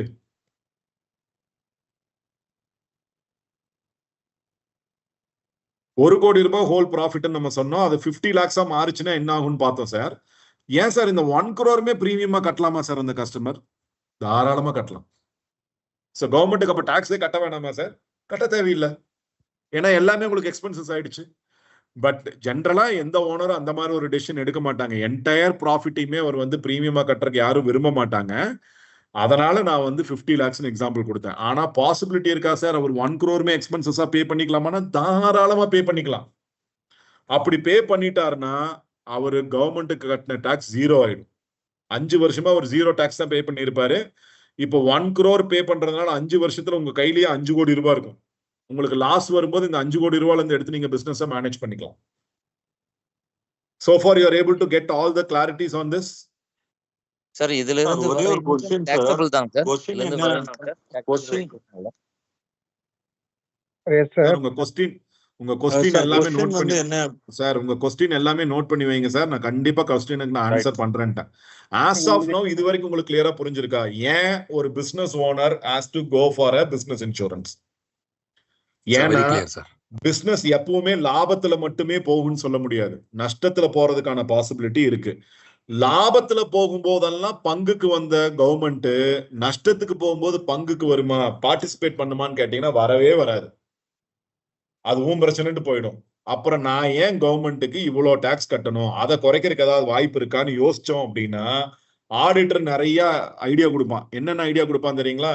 சார் நீங்க ஏன் சார் பிசினஸ் டூர் போகக்கூடாது? அது எல்லாத்தையும் நீங்க வெளியூர்ல போய் தங்குறீங்களா சார், ஃபேமிலியோட வெளியூர் போறீங்க, கோயிலுக்கு போறீங்க, ஃபேமிலி ட்ரிப் போறீங்க, ஆஸ்திரேலியா ட்ரிப் போயிட்டு வந்தீங்களா சார் இப்ப ஃபேமிலியோட ஒரு வாரம், அதுக்கு ஒரு 4.5 லட்ச ரூபா ஃபிளைட் டிக்கெட்டு ஹோட்டல் எல்லாம் சேர்த்து ஒரு 9 லட்ச ரூபா வந்திருக்கு. அந்த 9 லட்சத்தையும் கம்பெனி எக்ஸ்பென்சஸ்ல எழுதிடலாம் சார். சோ தட் உங்களுக்கு டாக்ஸ் குறையும் சார். சார் ஏற்கனவே we are having Innova car sir. நம்ம ஒரு இனோவா கார் வச்சிருக்கோம். கம்பெனி பேர்ல சார் ஒரு பென்ஸ் கார் ஒன்று வாங்குவோம் சார். அது ஒரு 60 லட்ச ரூபாய்க்கு ஒரு பென்ஸ் கார் வாங்குவோம் சார். அதுவும் எக்ஸ்பென்சஸ் தான் சார். அப்பவும் உங்களுக்கு டாக்ஸ் குறையும். So all the majority of the auditors gives a wrong solution to the business owners to reduce the tax. Yes, நீங்க எக்ஸ்பென்சஸா என்னென்னலாம் எழுதுறீங்களோ அதெல்லாம் உங்களுக்கு டாக்ஸ் குறைக்கும். பென்ஸ் கார் வாங்கினாலும் டாக்ஸ் உங்களுக்கு டாக்ஸ் குறையும். ஆஸ்திரேலியா ட்ரிப் ஃபேமிலியோட போயிட்டு எக்ஸ்பென்சஸ் டாக்ஸ் குறையும். நீங்க இன்னொரு பில்டிங் கட்ட போறீங்கன்னு சொல்றீங்க, ஏற்கனவே ஒரு பில்டிங் இருக்கு, இன்னொரு பில்டிங் கட்டுறீங்க, அதுக்கான எக்ஸ்பென்சஸ் ஆயிடுச்சு, அப்பவும் உங்களுக்கு டாக்ஸ் குறையும். எல்லா வகையிலும் உங்களுக்கு டாக்ஸ் குறையும். நான் இல்லைன்னு சொல்லல. எப்பெல்லாம் எக்ஸ்பென்சஸ் வருதோ அப்பெல்லாம் டாக்ஸ் குறையும். ஆனா என்னோட கொஸ்டின் என்னன்னா, நீங்க எக்ஸ்பென்சஸா காட்டுறது 5 வருஷம் 10 வருஷத்துக்கு அப்புறம் உங்களுக்கு இன்கிரிமெண்டா வந்து சேருமா இல்ல டிப்ரிஷியேட் ஆயிட்டு இருக்குமா அந்த ப்ராடக்ட்? அதைத்தான் நீங்க பார்க்கணும். டாக்ஸை மிச்சம் பண்றது மட்டும் கோல் கிடையாது. டாக்ஸை மிச்சம் பண்றது நான் எங்க இன்வெஸ்ட் பண்றேன், அப்படி இன்வெஸ்ட் பண்றது எனக்கு ஃபியூச்சர்ல எனக்கு கண்டிஜென்சியா வரும்போது எனக்கு வந்து growthல வந்து நிக்குமா, டிப்ரிஷியேட்டா வந்து நிக்குமா? இப்போ ஒரு எக்ஸாம்பிளுக்கு இந்த 50 லட்ச ரூபாய் வந்து இங்க போடுறதுக்கு பதிலா வருஷத்துக்கு 50 லட்ச ரூபாய்க்கு ஒரு பென்ஸ் கார் வாங்குறாருன்னு வச்சுக்கோங்க. அப்பவும் டாக்ஸ் இவ்வளவு குறைஞ்சிருக்கும். அப்பவும் டாக்ஸ் வந்து பாத்தீங்கன்னா இவ்வளவு குறைஞ்சிருக்கும். இதே கான்செப்ட்ல தான் வருஷத்துக்கு 50 லட்ச ரூபாய்க்கு இங்க பிரீமியம் கட்டுறதுக்கு பதிலா அவர் பென்ஸ் கார் வாங்குறாரு, வருஷத்துக்கு ஒரு பென்ஸ் கார், அப்பவும் டாக்ஸ் குறைஞ்சிருக்கும். ஆனா என்னோட கொஸ்டின், இந்த மாதிரி ஒரு சூழ்நிலை வரும்போது 5 பென்ஸ் கார் 2.5 கோடி ரூபாய்க்கு வாங்கினாருல்ல, இப்போ அந்த 5 பென்ஸ் காரோட விலை 2.5 கோடியா இருக்குமா, அதை விட கம்மியா இருக்குமா? டிப்ரிஷியேட் ஆயிருக்கும். டிப்ரிஷியேட் ஆயிருக்கும். There is no use. இப்ப இதுல இன்னொரு முக்கியமான ஒரு விஷயம் சொல்றேன் பாத்துக்கோங்க. இது வரைக்கும் உங்களுக்கு இந்த பிசினஸ் மிட்டிகேஷன் புரிஞ்சிருந்தா I will tell one more thing. Suppose இந்த 50 லட்ச ரூபாய் பிரீமியம் எடுத்த அந்த பர்டிகுலர் இந்த மகேஷ் எம்டி அண்ட் சிஇஓ அவர் பேர்ல தான் வந்து பாத்தீங்க அப்படின்னா இந்த பாலிசி எடுத்திருக்கு சார். 50 லட்ச ரூபாய் பிரீமியம்னா ஒரு டேர்ம் பிளான்ல எவ்வளவு சார் கவரேஜ் இருக்கும்? ஒரு 40-45 வயசு இருக்கிற கஸ்டமரோட ஏஜ் 40-45 இருந்தா 50 lakhs பிரீமியம் பே பண்றாரு சார். எவ்வளவு சார் கவரேஜ் இருக்கும் அவருக்கு டேர்ம் பிளான்ல? Approximately 40 crores, 5 to 10 crore. 5 to 10 crore sir? 10 times. Sir அது சேவிங்ஸ் பிளான் சார். அது சேவிங்ஸ் பிளான். டேர்ம் பிளான்ல 50 லட்ச ரூபாய் வருஷத்துக்கு பிரீமியம் கொடுத்தீங்கன்னா எனக்கு தெரிஞ்சு 70-60 கோடி ரூபாய் இருக்கும். Ones, tens, hundreds, 1000, 10,000, lakh, 10 lakhs, crores, 10 crores. 60 கோடி ரூபாய் இருக்கும் சார் டெத் பெனிஃபிட் மட்டும் டேர்ம் பிளானா இருந்தா. நான் சொல்றது டேர்ம் பிளானா இருந்தா. Let me put it as term plan here. Term. அதே சேவிங்ஸ் பிளானா இருந்தா 11 times. So 50 லட்சம் once 10, 100,000, 10,000 lakh, 10 lakhs into 11 times. 5.5 கோடி ரூபாய் இருக்கும். 5.5 கோடி ரூபாய் இருக்கும். இப்ப நீங்க சஜஷன் எப்படி கொடுக்கலாம்னா, சார் இந்த 50 லட்சம் ரூபாயில நீங்க சேவிங்ஸ் மட்டும் வாங்கிக்கிறீங்கனாலும் வாங்கிக்கலாம் சார், இல்ல டேர்ம் மட்டும் வாங்குறதுனா வாங்கிக்கலாம், இல்ல காம்பினேஷன் ஆஃப் போத் வாங்குறதுனாலும் வாங்கிக்கலாம். 50 லட்சம் ரூபாயில நீங்க 20 லட்சம் ரூபாய் வந்து டேர்ம் கொடுங்க சார், 30 லட்சம் ரூபாய் வந்து சேவிங்ஸ் கொடுங்க சார் வாங்குறதுனால வாங்கலாம். There is nothing wrong. Okay, இப்ப நான் என்ன சொல்றேன்னா, ஓகே இதுதான் சூழ்நிலை. ஸோ கம்பெனியை மேனேஜ் பண்றதுக்கு, டாக்ஸ் மேனேஜ் பண்றதுக்கும், ப்ராஃபிட்டபிலிட்டி மேனேஜ் பண்றதுக்கும், லாஸ் வந்தா ஹேண்டில் பண்றதுக்கும் இவர் பியூட்டிஃபுல்லா பிளான் பண்ணிட்டாரு. சப்போஸ் இந்த மகேஷ் எம்டி அண்ட் சிஇஓ எதிர்பாராத விதமா அவர் இறந்துட்டாருன்னு வச்சுக்குவோம், ஒரு 5, 6 years, 7 years, 10 years down the line, இந்த அபூர்வா பிரைவேட் லிமிடெட் கம்பெனியோட எம்டி அண்ட் சிஇஓ மகேஷ் அவர் பேர்லயே தான் இந்த பாலிசி எடுத்திருக்கு. சப்போஸ் லெட் அஸ் டேக் அவர் வந்து டேர்ம் பிளான் எடுத்திருக்காருன்னு வச்சுக்கலாம். அவர் வந்து டேர்ம் பிளான் எடுத்திருக்காருன்னு வச்சுக்குவோம் சார். இப்ப எதிர்பாராத விதமா இறந்துட்டாருன்னா அவருக்கு அந்த கம்பெனிக்கு, அபூர்வா பிரைவேட் லிமிடெட் கம்பெனிக்கு எவ்வளவு சார் காசு போகும்? 60 crores. 60 கோடி ரூபாய் will go back to the company. So first of all, அவர் கம்பெனி லாஸ்ல போனா கூட மேனேஜ் பண்ற அளவுக்கு ஒரு கண்டிஜென்சி பணத்தை சேர்த்து வச்சாரு. செகண்ட் ஆஃப் ஆல், இதனால கவர்மெண்ட்டுக்கு வந்து டாக்ஸ் கம்மியா பே பண்ணாரு. Third, in case of any uncertainty 60 crore rupees money goes to Apurva private limited. So இப்போ ஒரு கொஸ்டின் வரும் சார், இந்த 60 crores அபூர்வா பிரைவேட் லிமிடெட்க்கு போகும்போது இந்த 60 crores அபூர்வா பிரைவேட் லிமிடெட் வந்து டாக்ஸ் பே பண்ணுமா sir? Should they pay tax? Obviously yes. No, no, sir. Obviously yes. Yes, sir. Yes, sir. Yes, sir. 100%. 60 கோடி ரூபாய் அபூர்வா பிரைவேட் லிமிடெடுக்கு டெத் பெனிஃபிட்டா போகும்போது, ஐம் டாக்கிங் அபவுட் டெத் பெனிஃபிட்டா போகும்போது 60 கோடி ரூபாய் அபூர்வா பிரைவேட் லிமிடெடுக்கு போகும்போது, அபூர்வா பிரைவேட் லிமிடெட் வந்து பாத்தீங்க அப்படின்னா they need to pay tax. அவங்க டாக்ஸ் பே பண்ணுமான்னு கேட்டீங்கன்னா ஆப்வியஸ்லி அவங்க டாக்ஸ் பே பண்ணணும். அபூர்வா பிரைவேட் லிமிடெட் வந்து டாக்ஸ் பே பண்ணணும். ஆனா இந்த அபூர்வா பிரைவேட் லிமிடெட்க்கு இன்னொரு சாய்ஸ் இருக்கு. There is another choice. Either the company can use this 60 crores and they can pay tax, or else இந்த 60 கோடி ரூபாய் டெத் பெனிஃபிட்டை, இந்த 60 கோடி ரூபாய் death பெனிஃபிட்டை they can transfer to யாருக்கு? மகேஷுக்கு. இந்த 60 கோடி ரூபாய் இறந்தவரோட குடும்பத்துக்கு, the same 60 crores அபூர்வா கம்பெனிக்குள்ள பணமா வந்துச்சு இல்லையா, டெத் பெனிஃபிட்டா வந்த பணத்தை மறுபடியும் அவங்க என்ன பண்ணலாம்? Apoorva giving the death benefit to MD Mahesh family. So என்னாச்சு? சின்னதா இருக்கா? ஓகே, ஒரு செகண்ட்.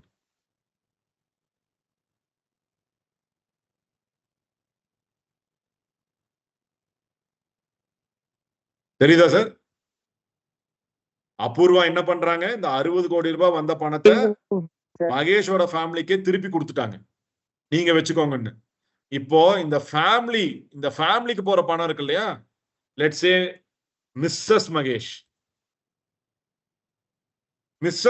கிட்ட இந்த 60 கோடி போகுது. இப்ப இந்த 60 கோடிக்கு மிஸ்ஸஸ் மகேஷ் டாக்ஸ் பே பண்ணுமானா? Not required. மிஸ்ஸஸ் மகேஷ் வந்து இந்த 60 கோடி ரூபாய்க்கு அவங்க டாக்ஸ் பே பண்ண தேவையில்லை. ஏன் அப்படின்னா அது டெத் பெனிஃபிட்டா போகுது. அதனால மிஸ்ஸஸ் மகேஷ் அந்த ஃபேமிலி வந்து எந்த காசும் கொடுக்க தேவையில்லை. சார் இது இன்கம் டாக்ஸ் ரூல் படி செக்ஷன் 1010 சார்னு கேட்டீங்கன்னா கிடையாது. இது சிபிடிடி சர்க்குலர் 573 என்ன சொல்லுதுன்னா, சென்ட்ரல் போர்ட் ஆஃப் டைரக்ட் டாக்ஸஸோட சர்க்குலர் 573 என்ன சொல்லியிருக்காங்கன்னா, ஒரு டெத் பெனிஃபிட் எம்ப்ளாயி பாலிசி எடுத்தது மூலியமா அந்த டெத் பெனிஃபிட் கம்பெனிக்கு வருது. இந்த 60 கோடி ரூபாய் கம்பெனிக்கு தான் டெத் பெனிஃபிட்டா வருது. அப்படி வந்த பணத்தை இறந்தவரோட குடும்பத்துக்கே அவங்க கொடுத்துட்றாங்கன்னா இது வந்து எக்ஸ்கிரேஷியா.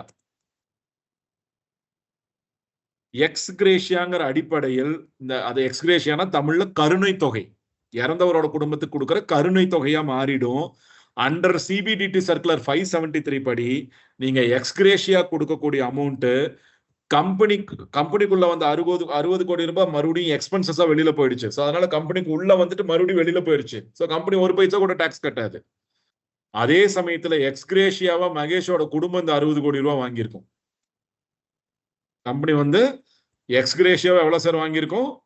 இந்த 60 கோடி ரூபாய் வாங்கியிருக்கும். ஸோ இந்த 60 கோடி ரூபாய்க்குமே எக்ஸ்கிரேஷியா வாங்கினதுனால நில் டாக்ஸ், ஒரு பைசா கூட டாக்ஸ் கட்டி இருக்க மாட்டாங்க. நில் ஏன்னா டாக்ஸ். ஒரு எம்ப்ளாயி கணக்காக வரனால சார் இது வந்து எம்ப்ளாய்க்கு கொடுக்குற மாதிரி கணக்காயிருது. சார் கம்பெனியோட என்னைக்குமே ஒரு கம்பெனி வந்து எம்ப்ளாயோட பெனிஃபிட்டுக்காக பாலிசி எடுத்தாங்க. அந்த எம்ப்ளாயி உயிரோடு இருக்கும்போது அந்த பாலிசில இருந்து வர எல்லா பெனிஃபிட்டுமே அந்த எம்ப்ளாயி உயிரோடு இருக்கும்போது என்ஜாய் பண்றாருன்னா அந்த எம்ப்ளாயி கண்டிப்பா டாக்ஸ் கட்டணும் எல்லாத்துக்குமே. ஆனா அதே எம்ப்ளாயி இறந்துட்டாரு அப்படிங்கும்போது இறந்து வர்ற டெத் பெனிஃபிட்டை நான் கருணை தொகையா தான் கொடுக்கறேனே தவிர்த்து பெனிஃபிட்டா கொடுக்கல. அதனால கருணை தொகையா கொடுக்கறதுக்கு 0% டாக்ஸ் அண்டர் சிபிடிடி சர்க்குலர் 573. அப்படின்னா நீங்க நிறைய புரிஞ்சுக்க வேண்டியது என்னன்னா, இது கொஞ்சம் நான் சின்னது பண்றேன், அப்பதான் இந்த ஹோல் சினாரியோ ஸ்டோரி தெரியும் உங்களுக்கு. இப்ப நீங்க புரிஞ்சுக்க வேண்டியது எல்லாமே இந்த ஒன் ஸ்லைட்ல வந்துருச்சு. இப்ப நான் 1 கோடி sir please hold on with all your question sir. Please hold on with all your questions. இந்த ஸ்லைட் காலம் எஃப் டெலீட் பண்ணிட்டு அந்த வேல்யூ அங்க போட்டீங்கன்னு இன்னும் கொஞ்சம் சுருக்கலாம். இப்படி வரீங்களா? இப்படி வந்தா இது அடி வாங்கும் சார். அதனால நான் சொல்றேன், இது ஒண்ணும் இல்ல, உங்களுக்கு பார்க்க முடியுது இல்ல, you can zoom it in your mobile. நான் சொல்ல வர்றது என்னன்னா, இப்போ 1 crore ப்ராஃபிட் இருந்த இந்த கம்பெனியை நான் சிம்பிளா மாத்தினேன். 1 கோடி ரூபாய் ப்ராஃபிட் இருந்த கம்பெனிக்கு 47.5 லட்ச ரூபாய் டாக்ஸ் பே பண்ணிட்டு இருந்தாங்க. 52 லட்ச ரூபாய் தான் மகேஷ் வீட்டுக்கு எடுத்துட்டு போயிட்டு இருந்தாரு. ஸோ 48% கவர்மெண்ட்டுக்கும் 52% மகேஷுக்கும் போயிட்டு இருந்தது. அப்ப 5 வருஷத்துல மட்டும் 2,37 லட்ச ரூபாய் அவர் டாக்ஸா பே பண்ணியிருப்பாரு கவர்மெண்ட்டுக்கு. 6th இயர் வரக்கூடிய ஒருவேளை 6th இயர் ஒரு 1 crore லாஸ் வந்துச்சுன்னா கவர்மெண்ட் வந்து ஹெல்ப் பண்ணுமான்னு கேட்டா வராதுன்னு சொல்லிட்டோம். கவர்மெண்ட் கடன் கொடுக்குமான்னு கேட்டா அதுவும் கொடுக்காதுன்னு சொல்லிட்டோம். அப்ப 6th இயர் அவர் லாஸ் எப்படி சார் மேனேஜ் பண்ணுவார்னு கேட்டா பிக் கொஸ்டின் மார்க். சோ அதுக்கு தான் நான் மகேஷுக்கு ஒரு சொல்யூஷன் கொடுத்தேன். சார் ஏன் சார் உங்க ப்ராஃபிட்டை 1 crore வச்சிருக்கீங்க? உங்க ப்ராஃபிட்டை 50 lakhs மாத்திருங்க. 1, 10, 100,000, 10,000 lakh, 10 lakhs. நீங்க 50 lakhs மாத்துறது மூலியமா உங்க கவர்மெண்ட் கட்டக்கூடிய டாக்ஸ் வந்து பாத்தீங்கன்னா 2,37 லட்ச ரூபாய்க்கு பதிலா 1,18 லட்ச ரூபாய் தான் டாக்ஸ் கட்டுவீங்க. சோ உங்களுக்கு டாக்ஸ்ல மட்டுமே இன்டைரக்டாவே உங்களுக்கு 1,18,70,000 மிச்சம் பண்ணிருப்பீங்க. இது பாயிண்ட் நம்பர் 1. பாயிண்ட் நம்பர் 2, எப்படி சார் 1 கோடி ரூபாய் ப்ராஃபிட் நான் 50 லட்சமா மாத்துறது? ஒன்னும் பிரச்சனை இல்லை சார். அபூர்வா பிரைவேட் லிமிடெட் கம்பெனில இருந்து நீங்க டாடா ஏஏக்கு வருஷமான 50 லட்ச ரூபாய் பிரீமியம் கொடுங்க. அதை எக்ஸ்பென்சஸ்லயும் எழுதிக்கோங்க. You can write it under expenses also. So section 34/1 படி நீங்க இந்த 50 lakh rupees நீங்க எக்ஸ்பென்சஸ்ல எழுதிக்கலாம். அப்ப 5 வருஷத்துல மட்டும் 5 வருஷம் நீங்க எனக்கு பிரீமியமா கொடுத்திருந்தீங்கன்னா 5 வருஷத்துல நீங்க கொடுத்த அமௌண்ட் 2.5 கோடி ரூபாய் டாடா ஏல ரெடிமேடா இருக்கும். 6வது வருஷம் உங்களுக்கு ஒரு லாஸ்ன்னு வரும்போது நீங்க டாடா ஏல இருக்கிற அந்த 2.5 கோடி ரூபாயில இருந்து ஒரு லோன் போட்டு எடுத்துக்கோங்க சார். லோன் போட்டு எடுத்து உங்க லாஸை மிட்டிகேட் பண்ணிக்கோங்க. அப்புறம் இந்த உங்க லாஸ் எல்லாம் ரெடியாகி நீங்க வெளியில வந்து ஒரு 2-3 இயர்ஸ்க்கு அப்புறம் ஒரு 9th இயர் நீங்க நல்ல லாபம் மறுபடியும் சம்பாதிக்க ஆரம்பிச்சிட்டீங்க. நீங்க வாங்கின 1 கோடி ரூபாய் கடன், 10 லட்ச ரூபாய் இன்ட்ரெஸ்ட், ரெண்டையும் சேர்த்து மறுபடியும் டாடா திருப்பி கொடுத்துருங்க. இதுல இன்ட்ரெஸ்டா வாங்கின நீங்க அமௌண்ட்டுக்கு 10 லட்ச ரூபாய் இன்ட்ரெஸ்ட் பே பண்றீங்கல்ல, அதையும் நீங்க எக்ஸ்பென்சஸ்ல எழுதிக்கலாம் சார். சோ இப்படி நீங்க உயிரோடு இருக்கும்போது உங்க பிசினஸ் ப்ராப்பரா மேனேஜ் பண்ண முடியும் நீங்க டாடா ஏல பாலிசி எடுத்தீங்கன்னா. எப்படி வந்து பிசினஸ்ல லாஸ் இஸ் ஆல்சோ அன்சர்டன், எப்ப வேணாலும் வரலாம், வரும் வராதுன்னு சொல்ல முடியாதுங்கிற மாதிரி லைஃப்ல நான் உயிரோடு இருப்பேனா இருக்க மாட்டேனாங்கிறதும் டவுட் தான். ஒருவேளை ஏதாவது அன்சர்டனிட்டி நடந்துருச்சுன்னா, எதிர்பாராத விதமா அன்சர்டனிட்டி நடந்து நீங்க டேர்ம் பிளான் மாதிரியான ஒரு டேர்ம் எடுக்கலாம், சேவிங்ஸ் எடுக்கலாம். நான் வேணான்னு சொல்ல, எப்படி வேணாலும் எடுக்கலாம். சேவிங்ஸ் எடுத்தா 5.5 கோடி ரூபாய் தான் வரும், டேர்ம் எடுத்தா 60 கோடி ரூபாய் வரும். அதனால நான் டேர்ம் பிரிஸ்கிரைப் பண்ணேன். சம் கஸ்டமர்ஸ் வந்து பாத்தீங்கன்னா டேர்மை ப்ரிஃபர் பண்ணுவாங்க, சம் கஸ்டமர் வந்து சேவிங்ஸ் ப்ரிப்பேர் பண்ணுவாங்க, சம் கஸ்டமர் வந்து காம்பினேஷன்ல ப்ரிப்பேர் பண்ணுவாங்க. சார் எனக்கு வந்து ஒரு 50 கோடி ரூபாய் டேர்ம் பிளானும் ஒரு 5 கோடி ரூபாய்க்கு வந்து சேவிங்ஸ் பிளானும் கொடுங்க சார், எனக்கு அவ்வளவு கவர் இருக்கிற மாதிரி அப்படின்னு சொல்லி அவங்க எவ்வளவு பிரீமியம் கட்டலான் இருக்காங்களோ அதை ஸ்பிட் பண்ணிக்குவாங்க. டேர்முக்கு எனக்கு இவ்வளவு ப்ரொபோர்ஷன், பென்ஷனுக்கு எனக்கு இவ்வளவு கொடுங்க சார். ஏன்னா டேர்ம் இறந்தா மட்டும்தான் காசு. அப்போ ஒருவேளை இந்த கஸ்டமர் இறக்கல, 60-65 வயசு வரைக்கும் உயிரோடு இருக்காருன்னா இந்த டேர்ம் பிளான்ல இருந்து அவருக்கு எந்த லிவிங் பெனிஃபிட்டுமே கிடைக்காது, இறந்தா மட்டும்தான் காசு கிடைக்கும். ஆனா அதே சேவிங்ஸ் பிளான் எடுத்திருந்தாருன்னா அவருக்கு 60-65 வயசு ஆனதுக்கு அப்புறம் அவரோட ரிட்டையர்மெண்ட்டுக்கு இந்த சேவிங்ஸ் பிளான்ல இருந்து வர பணத்தை யூஸ் பண்ணிக்கலாம். ஆனா அப்படி யூஸ் பண்ணும்போது அவருக்கு வரக்கூடிய எல்லா அமௌண்ட்டுக்குமே ஒரு டாக்ஸ் கட்ட வேண்டியது இருக்கும். அது சம்திங் இஸ் டிஃபரெண்ட். ஆனா அந்த டாக்ஸோட அவர் எப்ப கட்டுறாரு? சம்பாதிச்ச முதல் வருஷத்துல டாக்ஸ் கட்டல, 25 வருஷத்துக்கு அப்புறம் அவர் கைக்கு வர போற காசுக்கு அப்ப டாக்ஸ் கட்ட போறாரு savings. So it can be a combo. ஒரு போர்ஷன் டேர்முக்கும் ஒரு போர்ஷன் சேவிங்ஸ் எடுத்துக்கிறனால எடுத்துக்கலாம். இப்போ டேர்ம் மட்டுமே எடுத்திருக்காருங்கிற பட்சத்தில் எதிர்பாராதது அந்த மகேஷ்ங்கிறவர் இறந்துட்டாருன்னா இந்த 60 கோடி ரூபாய் வந்து அபூர்வா பிரைவேட் லிமிடெட் கம்பெனி கையில போய் சேரும். ஏன்னா இந்த பாலிசிக்கு யார் ஓனர்னு கேட்டீங்கன்னா அபூர்வா பிரைவேட் லிமிடெட் தான் பிரீமியம் கட்டுது. அதனால டெத் பெனிஃபிட்டுமே அபூர்வா பிரைவேட் லிமிடெட் தான் போகும். அப்படி போகும்போது 60 கோடி ரூபாய் டெத் பெனிஃபிட்டா போகும்போது அபூர்வா பிரைவேட் லிமிடெட் கம்பெனியே ஹோல்டு பண்ணிக்குது. That money want to be utilised by company. வேற யாருக்கு நான் கொடுக்க மாட்டேன் அப்படின்னு நினைச்சாங்கன்னா அவங்க ஆப்வியஸ்லி அதுக்கு டாக்ஸ் பே பண்ணணும். சப்போஸ் அபூர்வா பிரைவேட் லிமிடெட் என்ன சொல்றாங்க, சார் அபூர்வா பிரைவேட் லிமிடெட் இந்த டெத் பெனிஃபிட்டை நான் மகேஷ் எந்த பாலிசிதாரர் எடுத்தாரோ அவரோட ஃபேமிலிக்கு நான் எக்ஸ்கிரேஷியாவா கொடுத்துறேன் சார் அப்படின்னு சொல்லி அவங்க ஃபேமிலி மெம்பருக்கு இந்த 60 கோடி ரூபாய் எக்ஸ்கிரேஷியாவா கொடுத்தாங்கன்னா அண்டர் சிபிடிடி சர்க்குலர் 573 படி நில் டாக்ஸ். சோ என்ட்ரிலையும் டாக்ஸ் கட்டல, எக்ஸிட்லயும் டாக்ஸ் கட்டல. என்ட்ரிலையும் கட்டல, எக்ஸிட்லயும் கட்டல. கண்டிஜென்சி வந்துச்சுனாலும் யூஸ் பண்ணிக்கலாம். 2 கோடியே 37 லட்ச ரூபாய் டாக்ஸ் கட்ட வேண்டிய இடத்துல 1 கோடியே 18 லட்ச ரூபாய் தான் டாக்ஸ் கட்டி இருக்காரு. Overall net to net benefit to a employer, a policy owner, என் அபூர்வா பிரைவேட் லிமிடெட் கம்பெனிக்கா எம்டி அண்ட் சிஇஓக்கு இதுதான் ப்ரொபோர்ஷன். இதைத்தான் நம்ம வந்து பிசினஸ் இன்சூரன்ஸ்ல சொல்யூஷனா நம்ம கொடுக்குறோம் சார். இதுல வந்து ஸ்கீம் ஏ, ஸ்கீம் பின்னு நிறைய இருக்கு. Don't get confused. ஸ்கீம் ஏனா என்ன, ஸ்கீம் பின்னா என்ன, ரொம்ப கன்ஃபியூஸ் ஆகாதீங்க. நான் இவ்வளவு நேரம் உங்களுக்கு எக்ஸ்பிளைன் பண்ணது எல்லாமே ஸ்கீம் ஏ தான். ஏன்னா நான் ஜென்ரலி நான் கஸ்டமருக்கு ப்ரொமோட் பண்றது எப்பவுமே ஸ்கீம் ஏ தான். ஆனா சம்டைம்ஸ் கஸ்டமர் வந்து ஸ்கீம் பி கேட்பாங்க. என்ன சார் ஸ்கீம் ஏக்கும் ஸ்கீம் பிக்கும் டிஃபரன்ஸ்னா ஒரே ஒரு டிஃபரன்ஸ் தான் சார். ரெண்டு ஸ்கீம் ஏலையும் ஸ்கீம் பிலையும் ரெண்டுலையுமே பிரீமியம் யார் கட்டுவாங்கன்னு கேட்டீங்கன்னா கம்பெனி தான் கட்டும். செக்ஷன் 34 யூஸ் பண்ணிக்கலாம்னா யூஸ் பண்ணிக்கலாம். ஸ்கீம் ஏல இந்த பாலிசிக்கு ஓனர் யாருன்னு கேட்டீங்கன்னா அபூர்வா பிரைவேட் லிமிடெட். ஸ்கீம் பியா இருந்துச்சுன்னா இந்த பாலிசிக்கு ஓனர் யாருன்னு கேட்டீங்கன்னா மகேஷ். தனிப்பட்ட நபர் பேர்ல பாலிசி வந்துடும். நான் ஏன் ஸ்கீம் பி கொடுக்க மாட்டேங்கிறேன் அப்படின்னா, இப்ப தனிப்பட்ட நபர்ல பாலிசியை மாறும்போது ஸ்கீம் பில கொடுத்தீங்கன்னா 50 லட்ச ரூபாய் வந்து அபூர்வா பிரைவேட் லிமிடெட் கம்பெனி பிரீமியமா பே பண்ணுச்சு இல்லையா, அந்த 50 லட்ச ரூபாய் வந்து எம்டி அண்ட் சிஇஓக்கு டாக்ஸபிள் இன்கம் ஆயிடும். அப்படின்னா மகேஷ் டாக்ஸ் பே பண்ணணும். கம்பெனி கட்டின பிரீமியத்துக்கு மகேஷ் அந்த வருஷமே டாக்ஸ் பே பண்ணணும். அதனாலதான் நான் ஸ்கீம் பில கொடுக்காம ஸ்கீம் ஏல கொடுக்குறேன். இவ்வளவுதான். நீங்க ஸ்கீம் ஏ ஸ்கீம் பி எல்லாம் ரொம்ப கன்ஃபியூஸ் ஆயிக்காதீங்க. 99% கஸ்டமர்ஸ் வாண்டட் ஸ்கீம் ஏ ஒன்லி. வெரி ஃபியூ கஸ்டமர் வாண்டடா கேட்பாங்க எனக்கு ஸ்கீம் பில கொடுங்க சார், நானே அந்த பாலிசிக்கு ஓனரா இருந்துக்கிறேன், கம்பெனி அந்த பாலிசிக்கு ஓனரா இருக்க வேண்டாம், நானே அந்த பாலிசிக்கு ஓனரா இருந்துக்கிறேங்கிறது 100ல ஒரு கஸ்டமர் தான் சொல்லுவார். Otherwise always it is going to be scheme A. இவ்வளவு நேரம் நான் உங்களுக்கு எக்ஸ்பிளைன் பண்ணது எல்லாமே ஸ்கீம் ஏ. சோ இப்ப நான் உங்ககிட்ட சொல்ல போறது என்ன அப்படின்னு கேட்டீங்கன்னா, ஐ எம் நாட். சோ இது வந்து எதுக்கெல்லாம் யூஸ் பண்ணலாம்? Take a screenshot. Employee retention டூலா யூஸ் பண்ணலாம், டாக்ஸ் பிளானிங் அண்ட் பிசினஸ் மேனேஜ்மெண்ட்டுக்கு யூஸ் பண்ணலாம், கிரியேட் ரிசர்வ்ஸ். நாளைக்கு ஏதாவது உங்க கம்பெனிக்கு லாஸ் மிட்டிகேஷன்ஸ் வர மாதிரி இருந்துச்சுன்னா இந்த சேவ் பண்ண பணத்தை எடுத்து நீங்க யூஸ் பண்ணிக்கலாம். அப்படிங்கிற எம்ப்ளாயரோட பெனிஃபிட்டை பார்த்தோம். எம்ப்ளாய்க்கு என்னென்ன பெனிஃபிட்? நாளைக்கு வந்து ரிட்டையர்மெண்ட் ஆகும்போது சேவிங்ஸ் பிளான் ஒரு போர்ஷன் எடுத்திருந்தாரு அப்படின்னா அந்த பெனிஃபிட் எல்லாமே அவருக்கு ரிட்டையர்மெண்ட் பெனிஃபிட்டா கிடைச்சிரும். ஒருவேளை எதிர்பாராத விதமா அவர் இறந்துட்டாருன்னா அவர் ஃபேமிலி வந்து பினான்சியலி செக்யூர் ஆயிடுச்சு. ஏன்னா டெத் பெனிஃபிட்னு ஒன்று இருக்கு இந்த ப்ராடக்ட்ல. அதே சமயத்துல வந்து உங்களோட ஃபியூச்சர் ரிக்குவயர்மெண்ட்ஸ், குழந்தையோட எஜுகேஷன் இல்ல குழந்தையோட மேரேஜ் வந்துருச்சு. இப்ப வந்து நம்ம இந்த எக்ஸாம்பிள்ல இந்த எக்ஸல்ல வந்து நம்ம ஒண்ணுதான் பார்த்தோம். என்னன்னு பார்த்தோம்? 6th இயர் லாஸ்ன்னு பார்த்தோம். சப்போஸ் 6th இயர்ல லாஸ் ஆகல, ஒரு 20 வருஷம் ஆயிடுச்சு. 20 வருஷம் ஆயிடுச்சு, ரைட்? இப்போ மகேஷோட பொண்ணு கல்யாணம், மேரேஜ். என்ன பண்ணலாம்? இங்க 50 லட்ச ரூபாய் இன்ட்டு 10 வருஷம் கட்டியிருப்பாரு, 5 கோடி ரூபாய் கட்டியிருப்பாரு. அதுக்கப்புறம் ஒரு 10 வருஷம் ஆயிடுச்சு. இப்போ அந்த ஃபண்ட் எல்லாம் வளர்ந்து சேவிங்ஸ் பிளானா இருந்தா அதெல்லாம் க்ரோ ஆகி கிட்டத்தட்ட ஒரு 17 கோடி ரூபாய் இருக்கும்.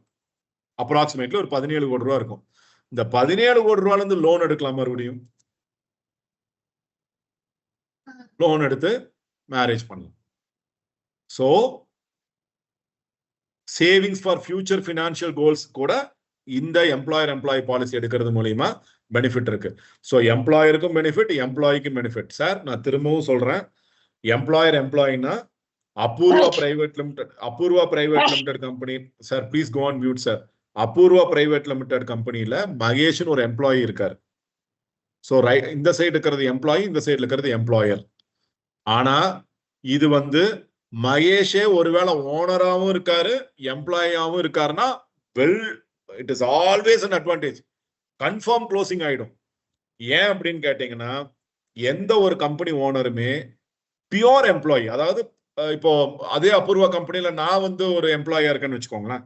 ஸோ அபூர்வா பிரைவேட் லிமிடெட் கம்பெனில மகேஷ் எம்டி அண்ட் சிஇஓ, அவரும் எம்ப்ளாயா இருக்காரு, நானும் எம்ப்ளாயியா இருக்கேன். நான் பியோர் எம்ப்ளாயி, நான் சம்பளத்துக்கு வேலைக்கு போயிட்டு வரேன். இப்ப இந்த பாலிசி என் பேர்ல எடுக்கலாமா சார்? இப்ப மகேஷுக்கு போட்ட மாதிரி இந்த பாலிசி சுரேஷ் பேர்ல எடுக்க முடியுமா? தாராளமா எடுக்கலாம்.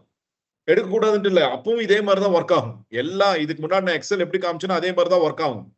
ஆனா ஒரு ஓனர் அப்படி யோசிக்க மாட்டாரு. ஏன் அப்படின்னா, நான் ஏன் சார் சுரேஷ் பேர்ல எடுக்கணும்? நாளைக்கு சுரேஷ் வேலையை விட்டு போகலாம். சுரேஷ் இறந்ததுக்கு அப்புறம் டெத் பெனிஃபிட் நான் ஏன் சார் 60 கோடி ரூபாய் கொண்டு சுரேஷ் ஃபேமிலி கொடுக்கணும்? ஒரு 1 கோடி கொடுக்குறேன், மீதி 59 கோடி ரூபாய் நானே வச்சுக்கிறேன். 1 கோடி கொடுத்தா பத்தாதா சுரேஷ்க்கு?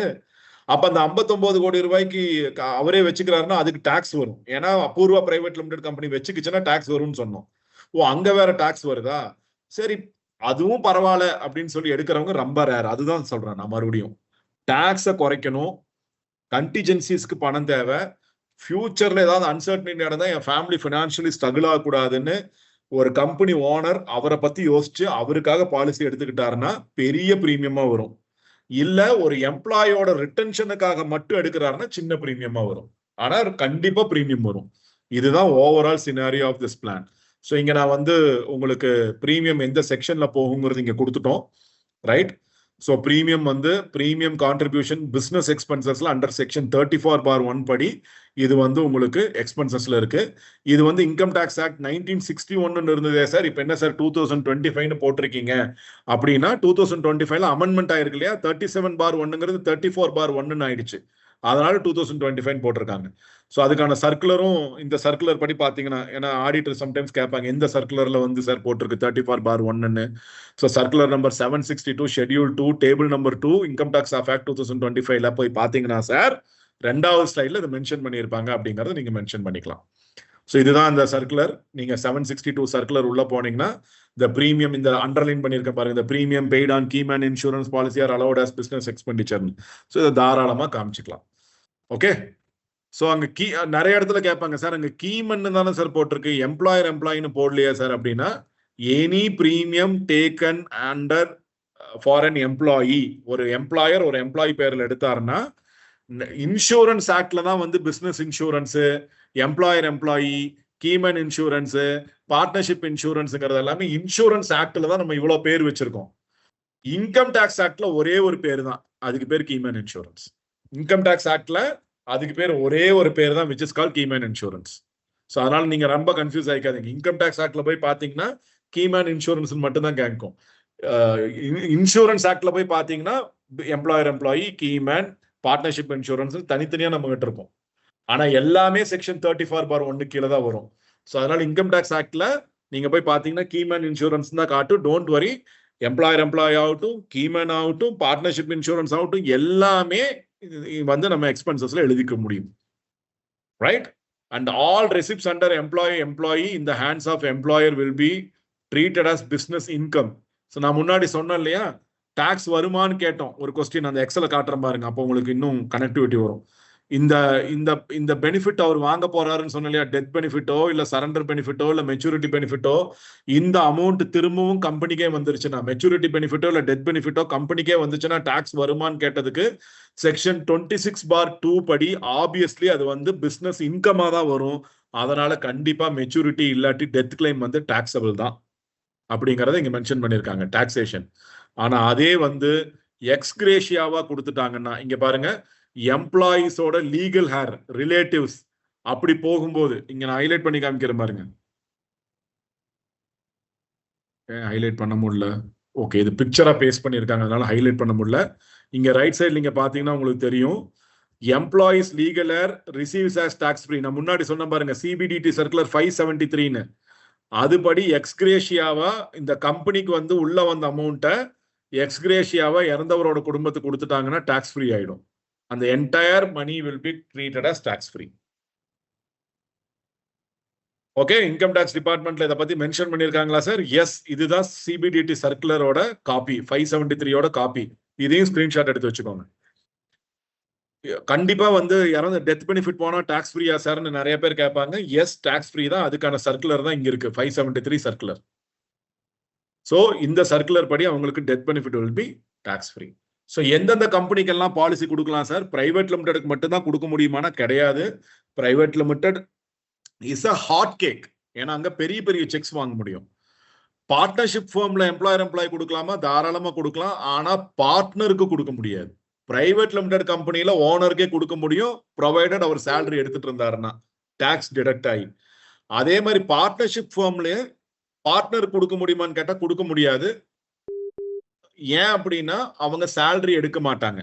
ஒருவேளை சேலரி எடுக்கிற பார்ட்னரா இருந்தா அந்த சேலரியும் டாக்ஸ் டிடக்ட் பண்ணி எடுக்கிறாங்கன்னா அப்போ பார்ட்னருக்கும் நம்மளால எம்ப்ளாயர்ல கொடுக்க முடியும்.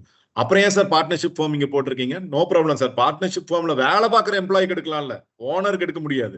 அந்த கம்பெனில வேலை பார்க்குற எம்ப்ளாய்க்கு எடுக்கலாம்ல, தாராளமா எடுக்கலாம் சார். அப்படின்னா நான் வந்து மயில்சாமி சார் வந்து எங்கிட்ட என்ன சொல்லுவாருன்னா, சார் என் 2 பார்ட்னர்ஸ் இருக்காங்க சார், அவங்களுக்கு இந்த எம்ப்ளாய் வேணும், ஆனா அவங்க பேர்ல தான் கேட்கறாங்க. அப்ப பார்ட்னர்ஷிப் ஃபார்ம்ல அவங்க சேலரியும் எடுக்கிறது இல்லை. இப்ப என்ன சார் பண்ணலாம்? ஒன்னும் பிரச்சனை இல்லை சார். அவங்க ஃபேமிலி மெம்பரை யாராவது அந்த கம்பெனிக்கு எம்ப்ளாய் ஆக்கி விட்டுருங்க, அவ்வளவுதான். அவங்க ஒய்ஃபை தூக்கி அக்கௌண்ட்ஸ் அண்ட் அட்மின் ஹெட்னு போடுங்க, ஒரு 6 மாசம் சம்பளம் கொடுங்க, டாக்ஸ் டிடக்ட் ஆகி சம்பளம் கொடுங்க அக்கௌண்ட்ஸ் அண்ட் அட்மின்னு. இப்போ அந்த பார்ட்னர்ஷிப் ஃபார்ம்ல அவங்க மிஸ்ஸஸ் வந்து எம்ப்ளாய் ஆயிட்டாங்க. இப்போ அந்த பார்ட்னர்ஷிப் ஃபார்ம் வந்து எம்ப்ளாயர் அவங்க மிஸ்ஸஸ் பேர்ல தாராளமா பாலிசி போடலாம். ஏன்னா அவங்க எம்ப்ளாயி, அவங்க ஓனர் கிடையாதுல்ல. ஸோ அப்படியும் நீங்க யோசிக்கலாம். ஓகே, ப்ரொப்ரைட்டர்ஷிப் கம்பெனிக்கு பாலிசி எடுக்கலாமா சார்? எம்ப்ளாயர்ல தாராளமா எடுக்கலாம். இப்ப நான் வந்து ஒரு டிபார்ட்மெண்டல் ஸ்டோர் வச்சிருக்கேன், மளிகை கடை ஒன்று வச்சிருக்கேன், கண்ணன் டிபார்ட்மெண்டல் ஸ்டோர்ஸ்னு ஒரு மளிகை கடை வச்சிருக்கேன். இப்ப எனக்கு நானே பாலிசி எடுத்துக்க முடியுமா? எம்ப்ளாயர்ல முடியாது. ஏன்னா நானே ஓனர், நானே எம்ப்ளாயின்னு சொல்ல முடியாது. ஆனா என் கம்பெனில இந்த கண்ணன் டிபார்ட்மெண்டல் ஸ்டோர்ஸ்ல வேலை பார்க்குற ஒரு எம்ப்ளாய் பேர்ல நான் எம்ப்ளாய் எடுக்கலாம். அந்த எம்ப்ளாய் யாரு? என் ஒய்ஃபை கொண்டு போய் cashier and business management store மேனேஜர்னு அவங்களுக்கு ஒரு சேலரி கொடுத்து இந்த கண்ணன் டிபார்ட்மெண்ட் ஸ்டோர்ல அவங்களுக்கு மாசமான 1 லட்சம் ரூபாய் சம்பளம் கொடுத்து வச்சிருக்கேன். இப்ப அவங்க யார்? எனக்கு நான் ப்ரொப்ரைட்டர், என் பேர்ல எம்ப்ளாய் எடுக்க முடியாது. ஆனா என் ஒய்ஃப் இஸ் an எம்ப்ளாயி, நான் அவங்க பேர்ல எம்ப்ளாய் எடுத்துட்டு போறேன். So there are ways and methods of taking policies. Sir trust எடுக்கலாமா சார்? எம்ப்ளாய் தாராளமா ட்ரஸ்ட் எடுக்கலாம். ஆனா ஒரே ஒரு கண்டிஷன் என்னன்னா, அந்த ட்ரஸ்டோட ட்ரஸ்டீஸ் இருக்காங்க இல்லையா, அந்த ட்ரஸ்ட்டுக்கு யாரு ட்ரஸ்டியா இருக்காங்களோ அவங்கள எடுக்க முடியாது. அவங்க பேர்ல நம்ம பாலிசி கொடுக்க முடியாது. ஆனால் அந்த ட்ரஸ்டி சம்பளம் வாங்குறாரு, அந்த ட்ரஸ்டி வந்து அந்த கம்பெனிக்கு வேலை பார்க்கறாரு, சம்பளம் வாங்குறாருங்கிற பட்சத்தில் கன்சிடரேஷனுக்கு எடுத்துக்குவாங்க. Not all the ways it will be considered, otherwise it will be taken for consideration. So hope இந்த செஷன் வந்து கொஞ்சம் எக்ஸ்டெண்டடா போயிருக்கு. நான் 50 மினிட்ஸ்ல பண்ணணும்னு பார்த்தேன். இந்த எக்ஸல் வந்து சடனா இந்த செஷன் எடுக்கும்போது தான் எனக்கு தோணுச்சு, எக்ஸல்ல பிரசன்ட் பண்ணா கொஞ்சம் ஈஸியா புரியுமே அப்படிங்கறதுனால. So that has extended this entire scenario.